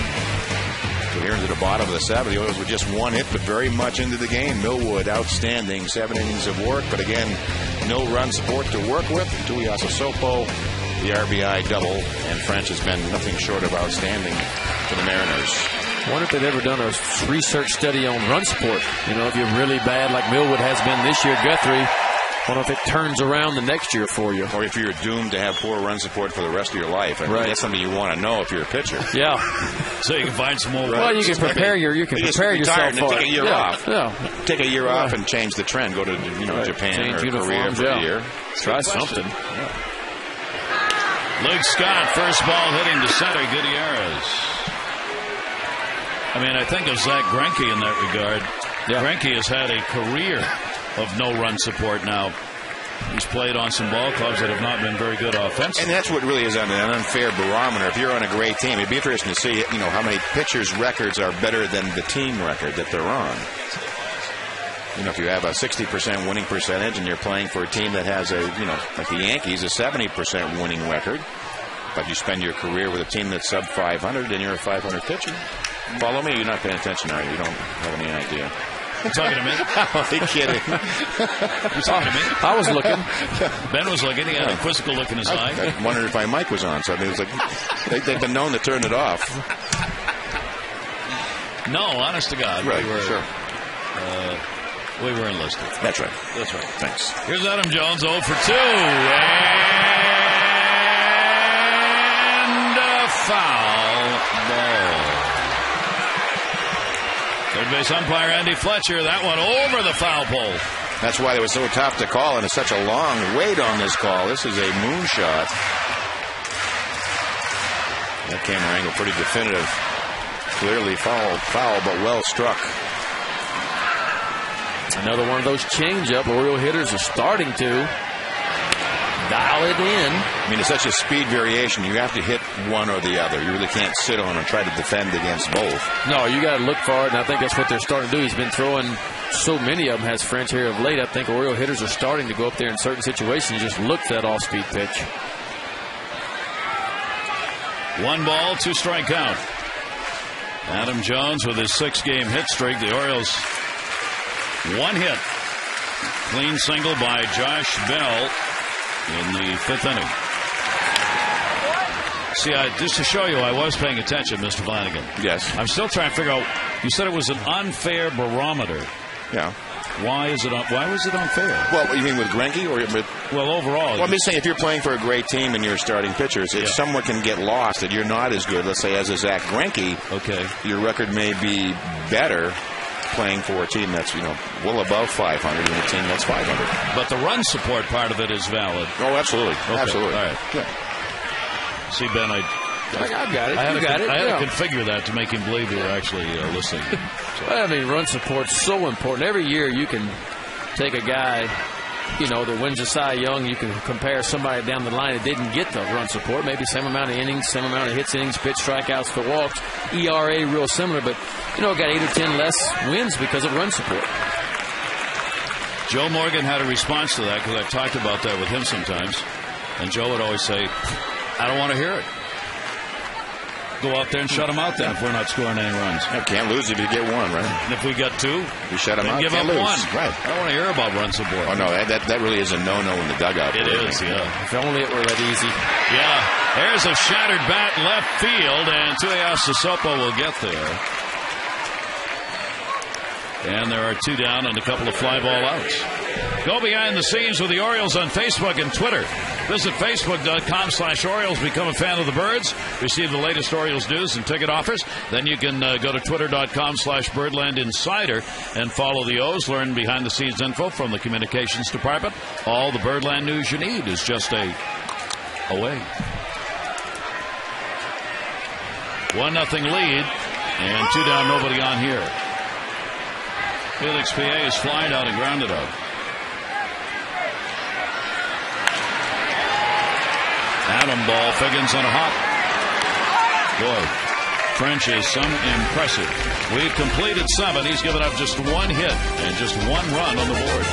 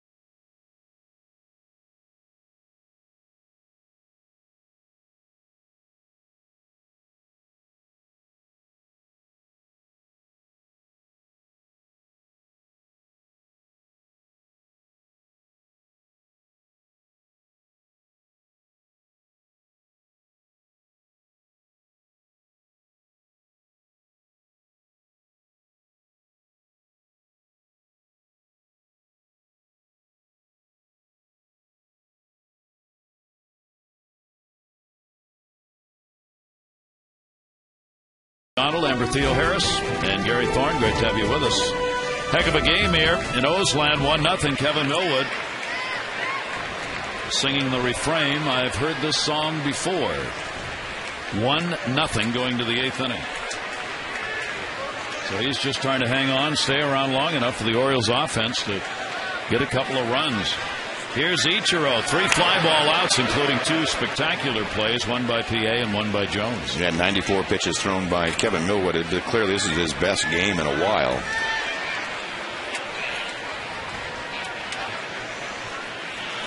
He's got a couple of walks and 4 strikeouts in the ball game. Can't pitch much better than this. The 0-1 delivery on the way, and Ichiro. It's a dangerous inning now, top of the order. Figgins, Branyan. Yeah, Mariner hitters are going to see Millwood for the 4th time through the lineup, and it does get much more damage. Your stuff starts to go away as a pitcher by then. Of course, they've seen pretty much everything you have by now. Ichiro will take it up high. 2-ball, 1-strike count. Millwood's velocity, though, has stayed up there. You know, even last inning we saw 3 or 4 balls at 92 miles an hour with his fastball. He's been able to throw that little bit of a changeup, but mostly fastballs, 2-seamers, 4-seamers, and that big sweeping breaking ball. Bunting and foul. And Bunting for a base hit here to try and get his 2nd hit of this series. He has a 10-game hit streak here in this ballpark. 17 for his last 46 here at Camden Yards. The highest batting average ever by an opponent here in this ballpark. 2-ball, 2-strike delivery on the way, and Ichiro will take it, and the count goes full. He's trying to nip that outside corner with a backdoor slider. I'll take it back 2-2. Just off the outside part of the plate.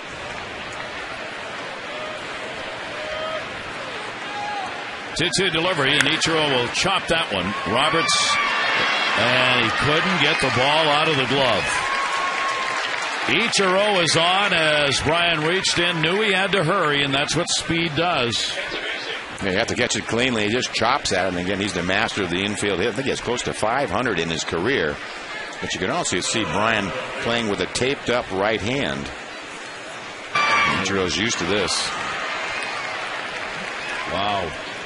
Well, let's see how much this matters. That is a single. That's his 40th infield hit, his 497th career infield hit. Only Luis Castillo among active players is ahead of him, and now everybody in motion. 2 guys that can really run. Ichiro at first. Of course, Figgins can move too. Certainly a bunt situation.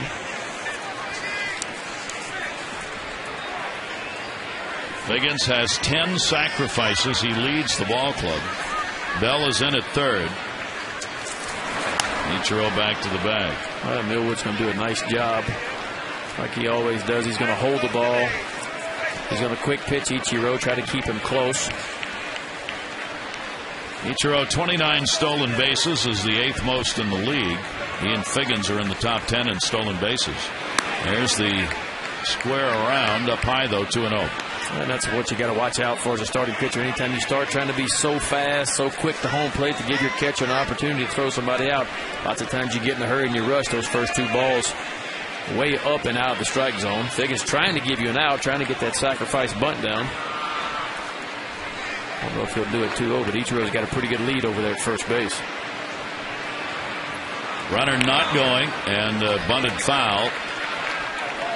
Figgins couldn't believe it. He dropped his bat like, how did I do that? A perfect pitch to bunt. He had it all squared off, and he just, I don't know even what the word for it. He just missed it. First warm-up action, Gavino in the bullpen. Nobody out, 8th inning. Seattle with a 1-0 lead. Ichiro's on at first with the 6th hit of the ball game for the Mariners. 29 stolen bases for Ichiro, caught 7 times. And that's the thing. Ichiro's so fast, the bunt doesn't have to be a perfect bunt to get Ichiro down there. It just has to be a marginal average bunt, and he's going to make it to second easily. 2-1 count. There's Kevin Millwood for you right there, veteran guy. He's varying his looks. Ichiro will steal if he gets the opportunity, if he gets a good enough jump. Base runners, only 6 stolen bases and 11 chances against Kevin on the year. It's not a lot of attempts. 2-1 delivery, runner not going. And another failed effort.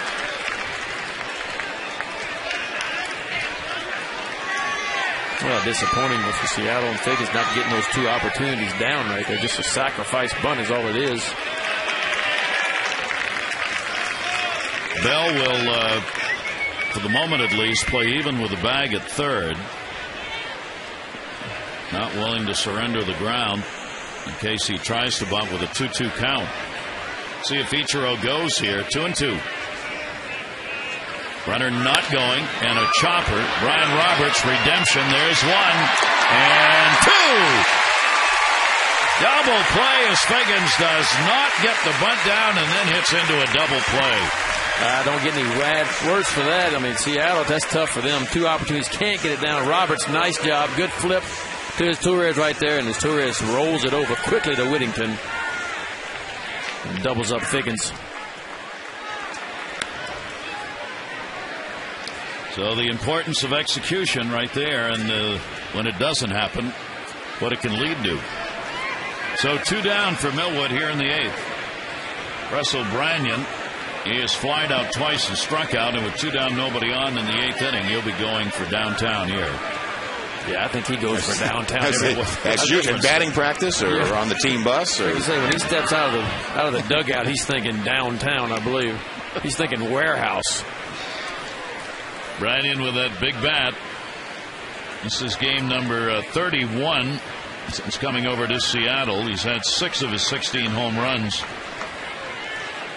on the season with the Mariners. And Branyan, a check at third, did not go around on that. Brandon, just a huge guy. I mean, his legs got legs like a linebacker. Look at that. Acquired from the Indians the end of June. And Seattle thought they had a chance and could make a run at it, maybe. Here's the 2-0 delivery on the way, and that'll be outside. 3-0 count on Branyan. And Lopez waiting on deck. We're at 106 pitches now. 65 strikes, 41 balls. Bullpen is ready. Branyan walked on 4 straight. 3rd walk surrendered by Millwood. And that comes with 2 down here in the 8th inning. Time to text in your vote for the AT&T Player of the Game. Here are the candidates tonight. Luke French has given up just 1 hit in the ballgame and shutting out the Orioles. Kevin Millwood on the other side, almost as good, as he surrendered 1 run on just 6 hits. And his Turris in the ballgame, well, his Turris defensively has been outstanding. None better than this play. Text in your vote, A, B, or C, to 51862. Speaking of AT&T, I have to tell you all my cell phone story. If we get a minute or 2. Go. Gosh. Woke up yesterday morning at the hotel. My old cell phone, my Razor phone, is just out. It won't do anything, right? And I'm a simple guy. I mean, it doesn't take a whole lot to excite me. I just want to make phone calls and, occasional text. My fingers are kind of big, so I hit 3 or 4 buttons at once. But anyway, so I go to the AT&T store yesterday, and I said, listen, we don't have a Razor anymore. That thing's 3 years old. Who carries a Razor, the guy says. I said, well, I do. I like it. Well, we don't make them anymore. So he talks me into this new AT&T BlackBerry torch thing. He said, it's easy. You can operate it. It's nothing to it. Can I tell you, for 2 days now, I've not been able to even make a phone call or text. I mean, I can't do anything. I'm clueless. I mean, it's 2 college degrees to work this thing, and I don't even have 1. It's unbelievable. It's been bothering you all day, I can tell. Yeah, I mean, I'm trying to figure it out, and I don't know. I've thrown it across the room twice.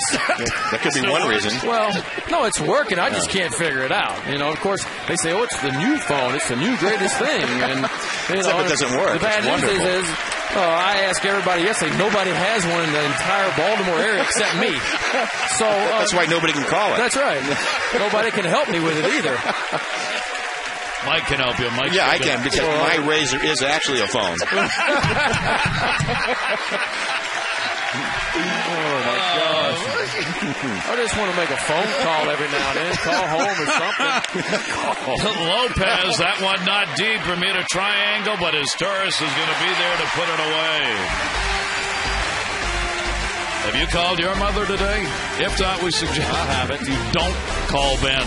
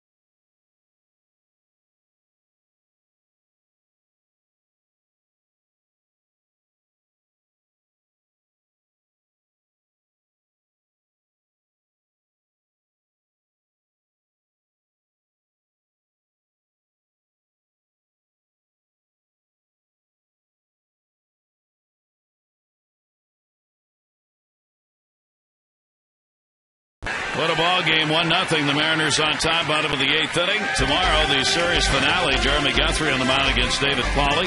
Our coverage on Masson 2 HD begins at 6:30 with those extra. Presented by your local Ford dealer. Game coverage at 7. All the access you need right here on Masson. Pretty good matchup, David Pauly for the Mariners and Jeremy Guthrie, who has been on a roll for the Orioles. Now up to 7-11 ERA, outstanding. 3.88. Well, Kevin Millwood is done. He's not going to be coming back out. If the Orioles can get on the board, get a lead in this inning, he's got a chance to be the winner. Coach Uehara warming up.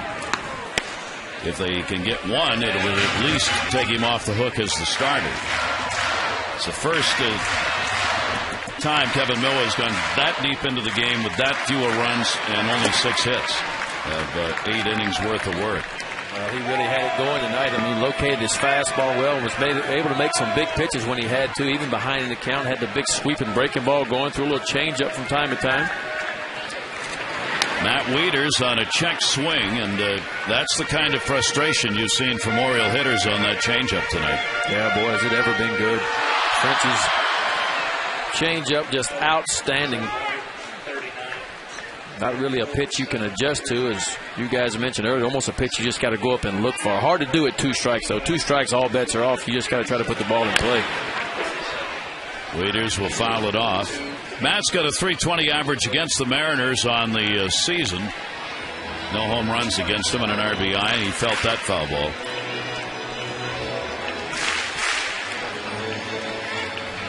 Ichiro made a fine play on him in the 5th inning, hauling in a fly ball down the right field line off Wieters, and he's grounded out. I mean, that's how good French has been. They haven't even gone through the lineup for 3 at-bats yet. 2-2 delivery on the way, and that one popped foul. Yeah, French just at 98 pitches here in the bottom of the 8th inning. 64 strikes out of 98 pitches, 3 walks, 3 strikeouts, and of course only 1 hit. A clean hit by Josh Bell in the 6th inning. Here's the 2-2 delivery on the way to him, and that one to center. That's an atom ball. Gutierrez. Wieters is retired. Maybe the hardest hit ball we've had. Find the latest gear at the official online shop of the Orioles. Browse the largest online selection. Official caps, t-shirts, jerseys, collectibles, and more for the whole family. You can do it 24/7. Get your gear from the official source. It's the Orioles.com shop.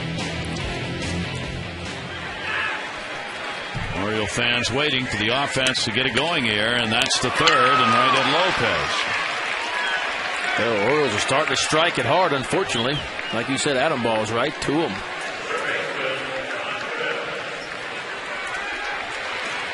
So French with 2 down, and the only man to have a hit off him, Josh Bell. The longest outing of Luke French's career. No question about this is the best outing so far. And he hasn't slowed down a lick in his pace or anything else. Probably feeling why mess with success. He's really had that very quick motion to throw a lot of changeups out of it. 0-1 delivery on the way. The 102nd pitch delivered in the ball game. Just throwing enough fastballs to keep you honest. Just when you think I'll go up there and look for a changeup, he'll zip one in there and then go back to the changeup. He's now thrown one more pitch than had been his season high. The 0-2 delivery on the way, and that's not going to be caught. It'll be chased into the corner. Tuiasa Sopo, and it'll be a stand-up double. So Josh Bell, the only 2 hits off French. Well, Josh Bell was late the pitch before that, got the fastball right by him, but not that one. Tried to come right back with another fastball to French. Josh Bell not late on that. He blisters this thing down the left field line. Stand-up double for his 2nd hit of the night. Julio Lugo will run for Bell.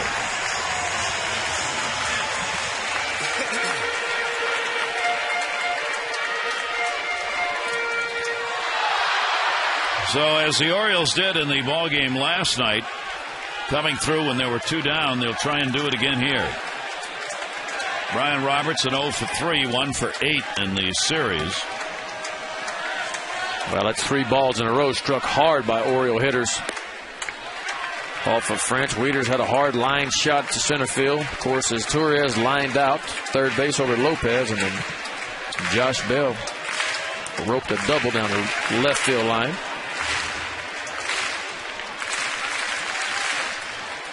A 1-0 delivery.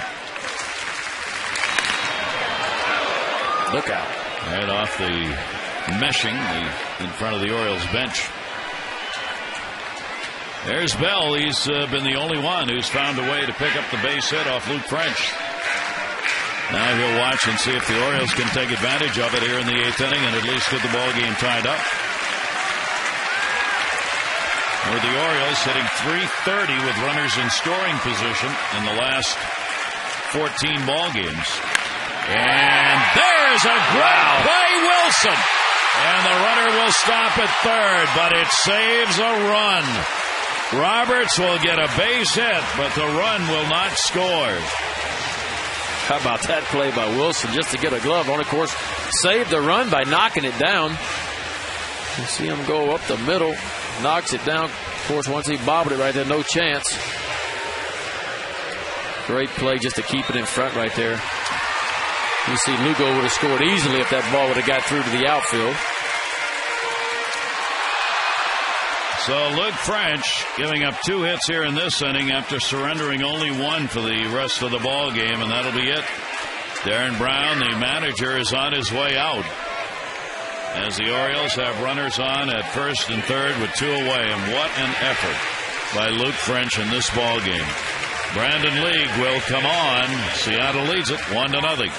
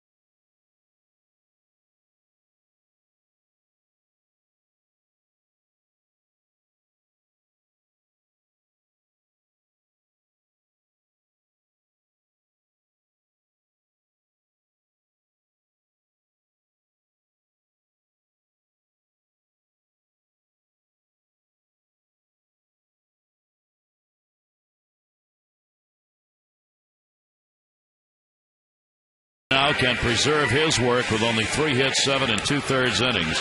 3 and 3 in the walk and strikeout department of Brandon League is on. Yeah, Brandon League out of the bullpen worked in last night's game. 55th appearance of the year for Brandon League. Outstanding ERA 2.95. 61 innings of work, 41 strikeouts, 20 walks. So outstanding numbers for League. Has been very tough on right-handers, but also has that split finger fastball for the left-handers. Came on and pitched again an inning last night. So Brandon League comes on to face Nick Markakis.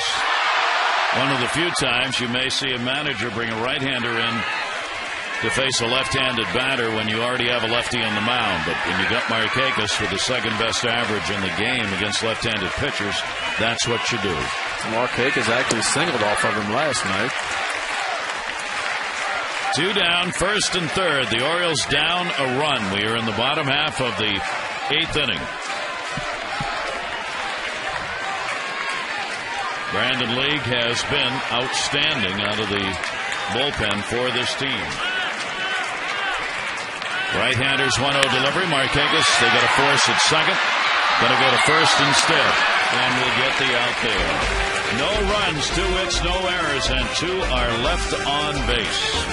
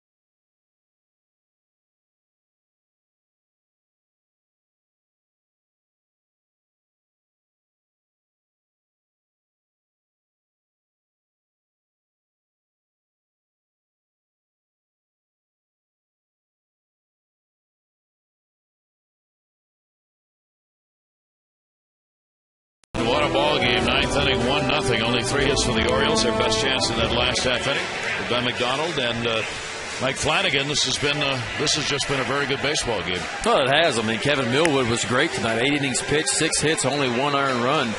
I tell you what, Seattle just too good over there, and their guy shuts Orioles out 7 2/3 innings, no runs. Orioles had a couple opportunities, but not much. Markakis couldn't get the hit right there, but it's been a well-pitched ball game. Good play all the way around. Mike, how many times do we see the pitcher that the team hasn't seen before, like a French, comes on and they just can't find a way to get Yeah, because the scouting report doesn't match up. It really has a good changeup, but until you go up there and see it, you can't really decipher it, so not really surprised. Julio Lugo will stay in the ball game at third base. He came on to play there last night at the end of the ball game with Bell coming up. And out of the bullpen, Armando Gavino comes on to pitch for Millwood. Yeah, just making his 4th appearance coming out of the bullpen. The fastball, the slider appears to be his best pitch or his out pitch. He'll really go to that early in the count, trying to get ahead. That's a good fastball, not an exceptionally hard throw, but the slider is certainly his pitch of choice. Kevin Millwood will watch now, as for the moment he is the pitcher of record after an outstanding performance.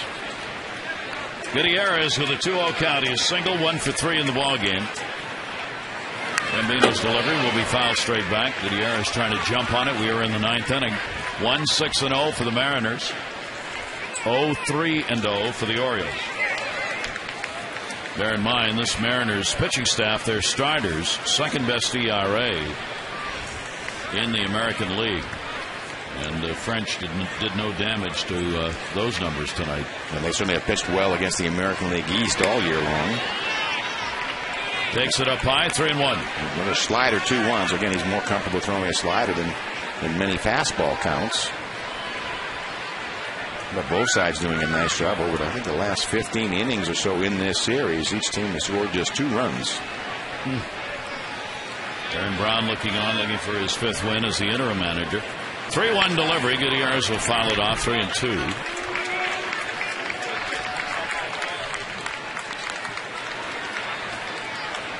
Oh, Gambino just trying to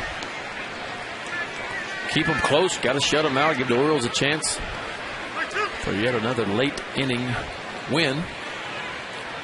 They certainly believe they can do it because they have. And that's part of the trick. Yep. I can remember in some of the good Oriole teams of the past. That is a bloop. Jones coming. There'll be no play. Gutierrez is on with a base hit. Don't quite know what to make of this. You're always looking to see about numbers. In the American League playoff teams right now, if you look at the starters' ERA and where they rank, 3rd, 4th, 7th, and 8th. But the bullpens are the top 4. Those 4 teams have the 4 best bullpen ERAs in the American League. Starters are, good. Tampa Bay and Yankees, Texas, Minnesota in the middle. But the top 4 bullpens.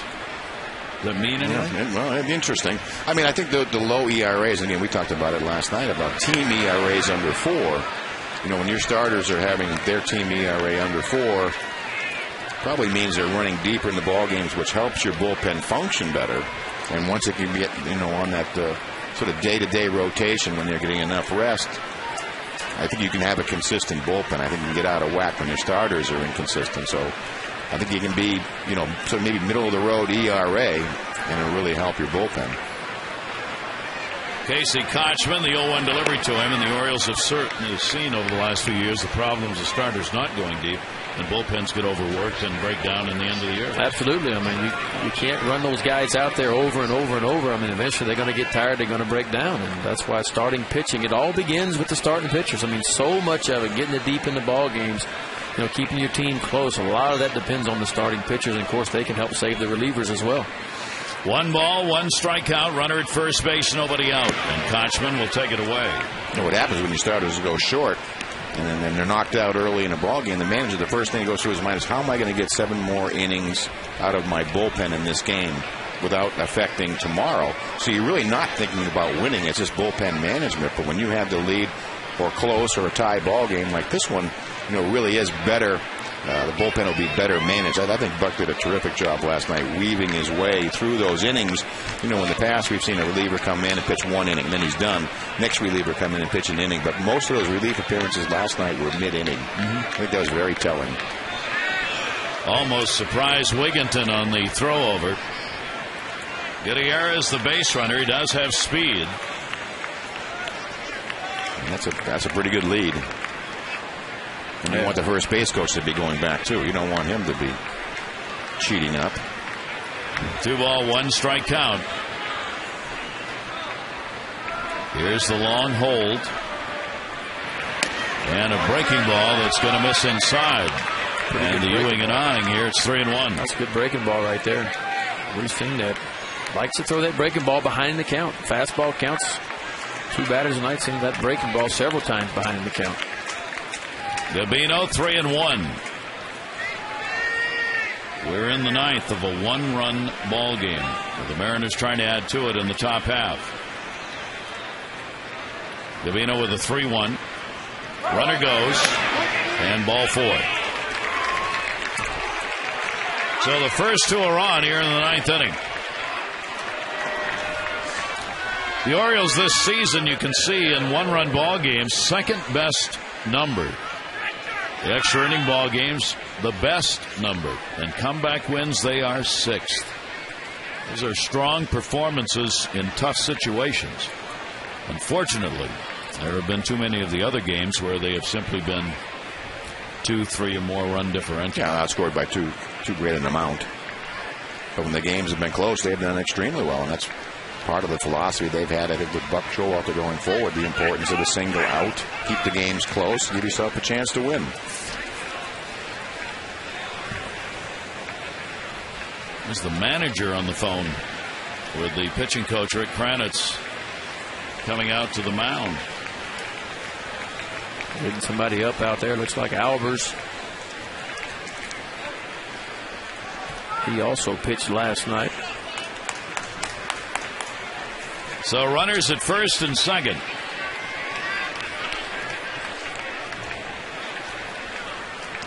Now Adam Moore, does he bunt? Orioles think so. First and third already in. Moore has singled in 3 times to the plate. He squares and provides a souvenir to the fans. I'm not sure how good a bunter is. He got a bunt base hit last night, but it was at a pitch that was really right at him and was really turning his head out of the way when he pushed it between the pitcher and the first baseman. That's one thing the Mariners have not done a good job of tonight, is trying to get the sacrifice bunt. That's the 3rd time they've tried to do it and have yet to execute it.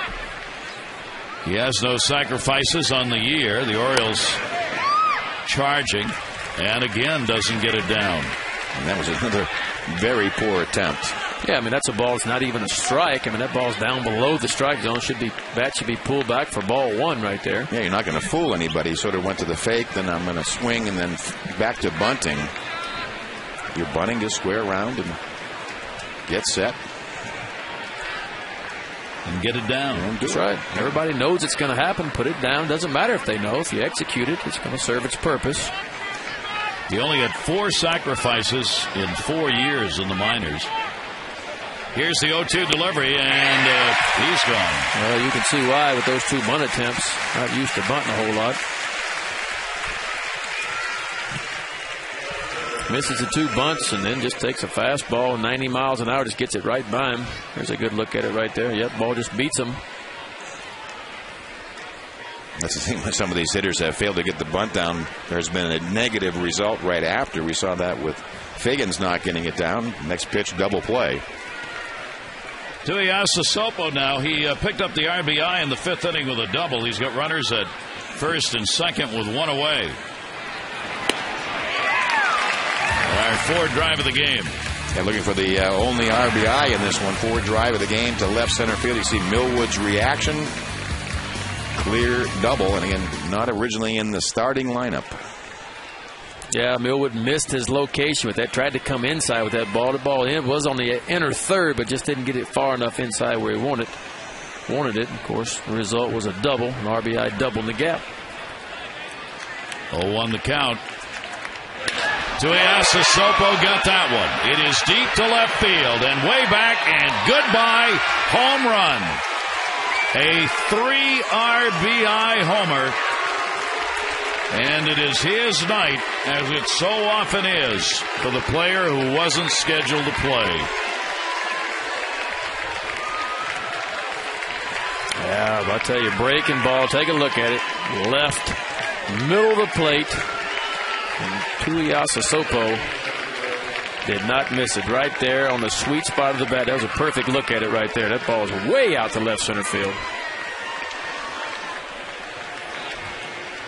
Chewing on the glove right there, but that one's gone. And a 4-0 lead for Seattle. Your local Ford dealer invites you to experience Ford like never before. Ford, drive one. He certainly did. And gets 3 RBIs as part of it. Only 5 RBIs on the season in his 31st game. And a strike on the inside corner. So the ball club that doesn't hit home runs, using the home run last night to stay in the ball game. They hit 3, and maybe this one to put it away. 1 ball, 1 strikeout on Josh Wilson, and that's a strike on the inside corner.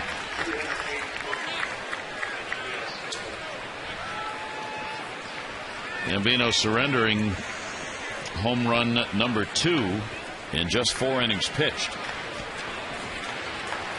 Here's the 1-2 delivery, and that'll be back into the screen. Well, it's clear he's going to have to use his fastball more. He's got a good one. I mean, he throws it 92, 93, but you can't sit up there and just throw big league guys breaking ball, because eventually they're going to sit on it and hit it a mile. That's just what happened. But he's got a good fastball. Just needs to learn to spot it. Josh Wilson with one away and the base is empty. 1-2 delivery is a base hit up the middle. And that's a good example right there. Wieters wanted that ball down and away. If you take a look at where that pitch was, I mean, that's a 1-ball, 2-strike count. Can't afford to throw the fastball right down the middle of the plate in that situation. Buck quickly out of the dugout. And that will be it. Nabino could not get it done and retires only one of the 5 hitters that he faces, and Albers will come on to pitch.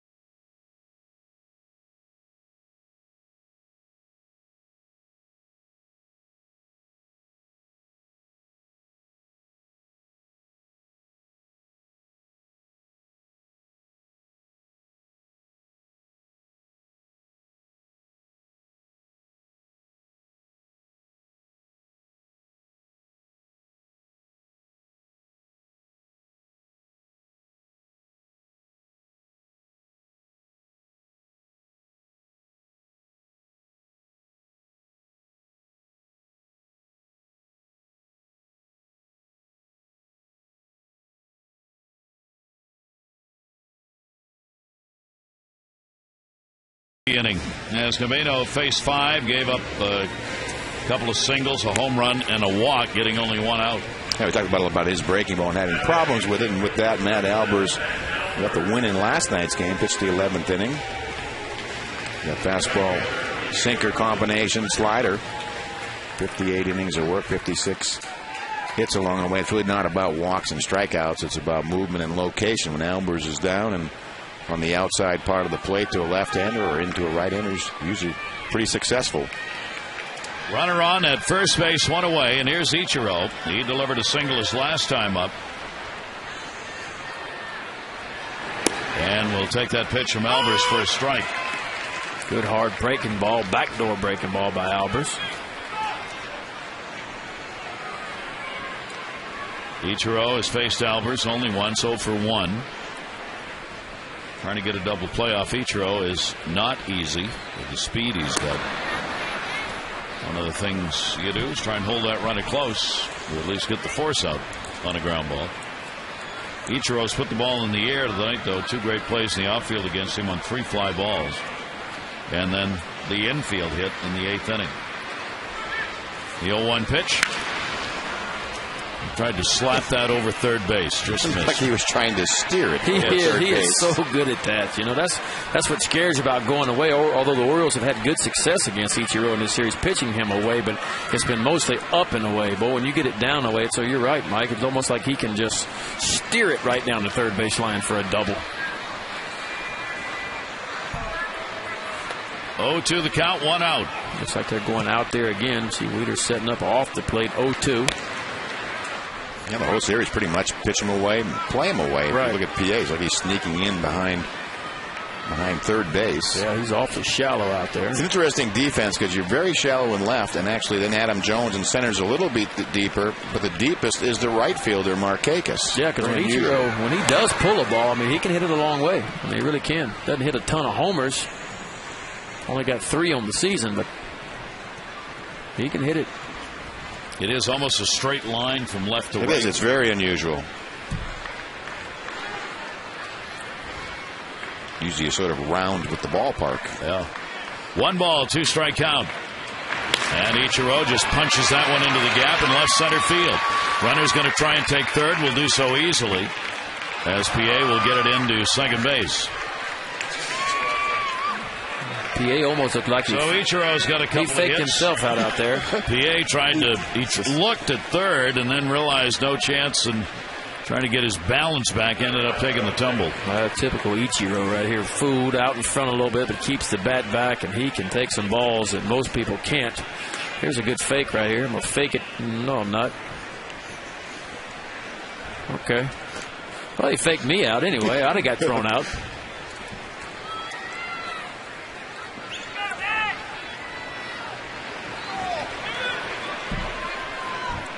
Got it to the right bag. But now the infield is drawn in with only one away. And Figgins up. Already 3 runs in here in the top of the 9th and only 1 out. It was a 1-0 ball game. It is now 4-0. 10 hits on the board for Seattle. Figgins has one of them. He's 1 for 3 with and a walk. And he's got a shot at an RBI here if he can just hit it hard on the ground. Yeah, the only difference now with this defense with Figgins is that Markakis has moved in, so they're very shallow in the outfield. And Ichiro just able to place it out there. Albers trying to get a ground ball here for a double play. Here's the 0-1. Runner goes. No throw through.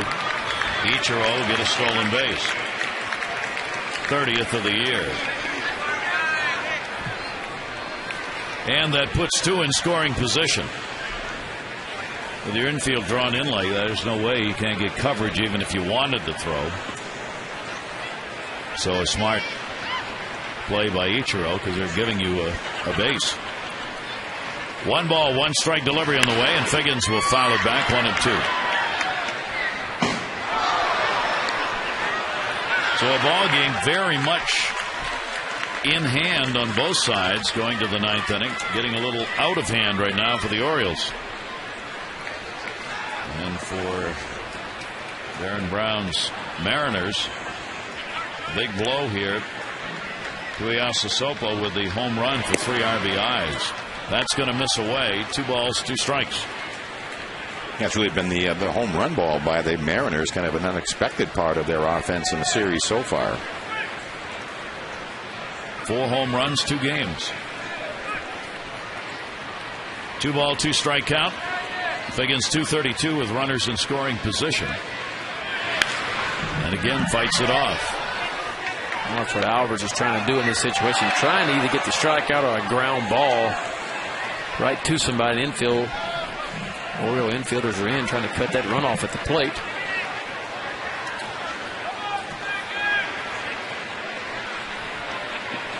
Both of these teams have really struggled on the road. Both have only 17 road wins. Here's the 2-2 delivery, and Figgins right up the middle off Albers. The run is not coming. It'll be a base hit, but nobody scores. Wilson started, stopped, and then it was too late to do anything else. Take a look at this ball. It's right back up the middle. It's off the right shin of Albers. Yeah, really a pretty good break for the Orioles, but that ball could have kicked anywhere. Could have shot out there in left field, and the Mariners would have had yet another run. Figgins can't believe he didn't get an RBI. Nothing's going right for Sean Figgins this year. He's just happy to have a base hit in that situation. Get a hard single and probably a couple of RBIs if it gets by Albers. Now the big bat of Russell Branyan with the bases loaded. The 11th hit of the ball game for the Mariners. And Branyan will take that pitch, and it is a strike. Still only 1 down here in the top of the 9th inning. Branyan with Seattle's gone 0 for 3 with the bases loaded this year. Actually a pretty good guy to have at the plate if you're an Oriole fan. Could strike out. Not a real fast guy. Might hit you a ground ball double play. Stays away 1-1. But he could also hit the warehouse as well. Well, that's the thing. This is a collision of a sinker ball pitcher with a low ball hitter. Right. Just that last pitch from Albers up. Sometimes sinker ball pitchers will do that. Branyan only a 192 hitter lifetime against the Orioles. But He has hit the home runs, 12 home runs. Half of his hits coming into the ball game. 24 hits against the Orioles in his career, 12 were homers. Half of his hits in the park. Yes. 2 ball, 1 strikeout. Sacks full in the ninth. Infield double play depth and shifted. Playing him to pull. And he fights it off foul, 2-2. Nice pitch right there. A little backdoor breaking ball. 2 balls, 1 strike by Albers.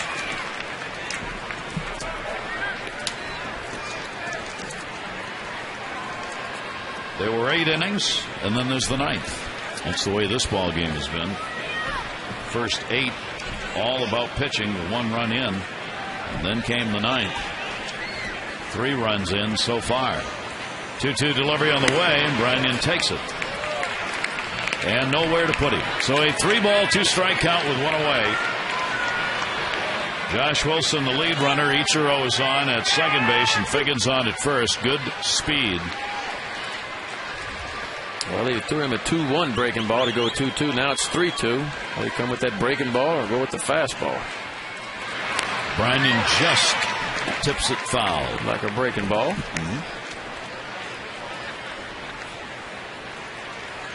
14,739, 14,739 the announced attendance tonight.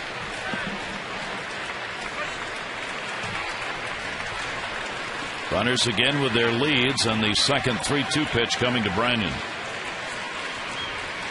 And he got him. Albers gets a strikeout. Big strikeout right there by Albers. Maybe had Branyan maybe looking for the breaking ball. Got the fastball by him. Take a look at it. Starts him off. Backdoor breaking ball for strike 1. Fastball up out of the zone. Then move further outside with the fastball 2-1. Then the backdoor breaking ball to bring it back to 2-2. 3-2 fastball away, and then 3-2 breaking ball, and he gets the fastball at 94 miles an hour just right by him. Now here's Lopez, and he fouls it back. Oh, that's close. Your arms aren't long enough. Not long enough. That foul ball right at us. 2 grand slams already this season for Lopez. He's 4 for 14 with the bases loaded and has 14 RBIs with the bases loaded. Missed down low to him. 1 ball, 1 strike count. The Mariners have batted around here in the ninth inning. This is the 9th man to come up. 5 hits so far. 2 down, 1-1 delivery. Grounded to third base. It'll be played by Lugo to second. Gets the force out. But the big 3 RBI homer, Tuiasa Sopo, has given Seattle a 4-0 lead.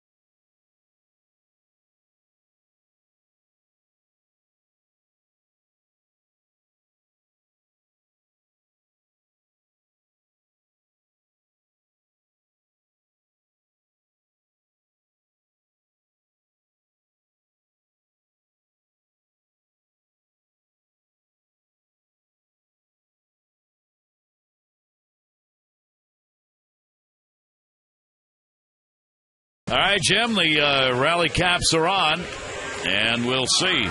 Brandon League can get a save here because he came on in the 8th inning with a couple of runners on in a 1-run ball game.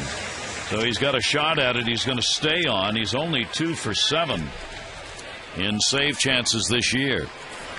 Ty Wigginton has taken an 0 for 3. And strike one as we go to the bottom of the ninth. Yeah, League's had some sort of strange numbers, 8 and 6 on the year, outstanding ERA. But you're right, 2 saves and 7 opportunities. So you're going to need to get some base runners on. Many times when a reliever has a lot of wins, it usually means that they're giving up the lead and the club comes back. Wigginton 2 for 6 off League. The 0-1 delivery to him down low. 3 runs, 5 hits, and the bases left loaded in the ninth inning with the Mariners batting around. Gambino gave up 3 runs, 3 hits in just a third of an inning with a walk and a strikeout. 1 ball, 1 strike count on Wigginton. Kevin Millwood, he is the pitcher of record for the Orioles. Could be 2-13 if the O's don't come back.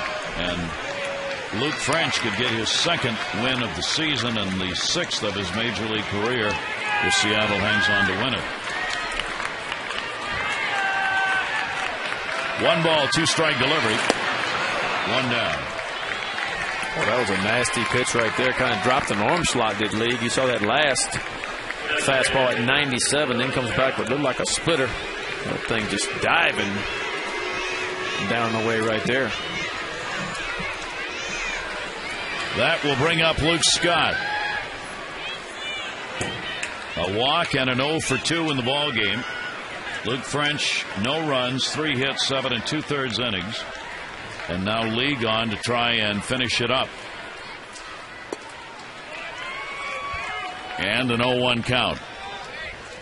There's that good split finger fastball Mike you were talking about. Starts Luke Scott off with it.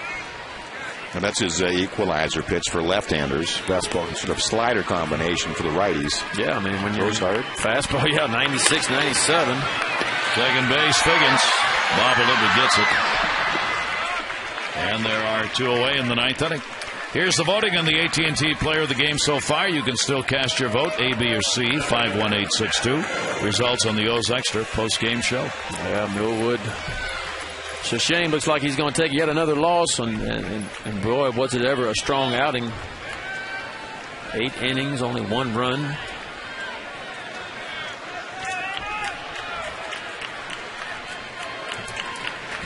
Two down. The Orioles have been shut out 7 times this year. Seattle has 6 shutouts. To their staff's credit. 2 down here in the ninth. And the pitch will be taken by Jones.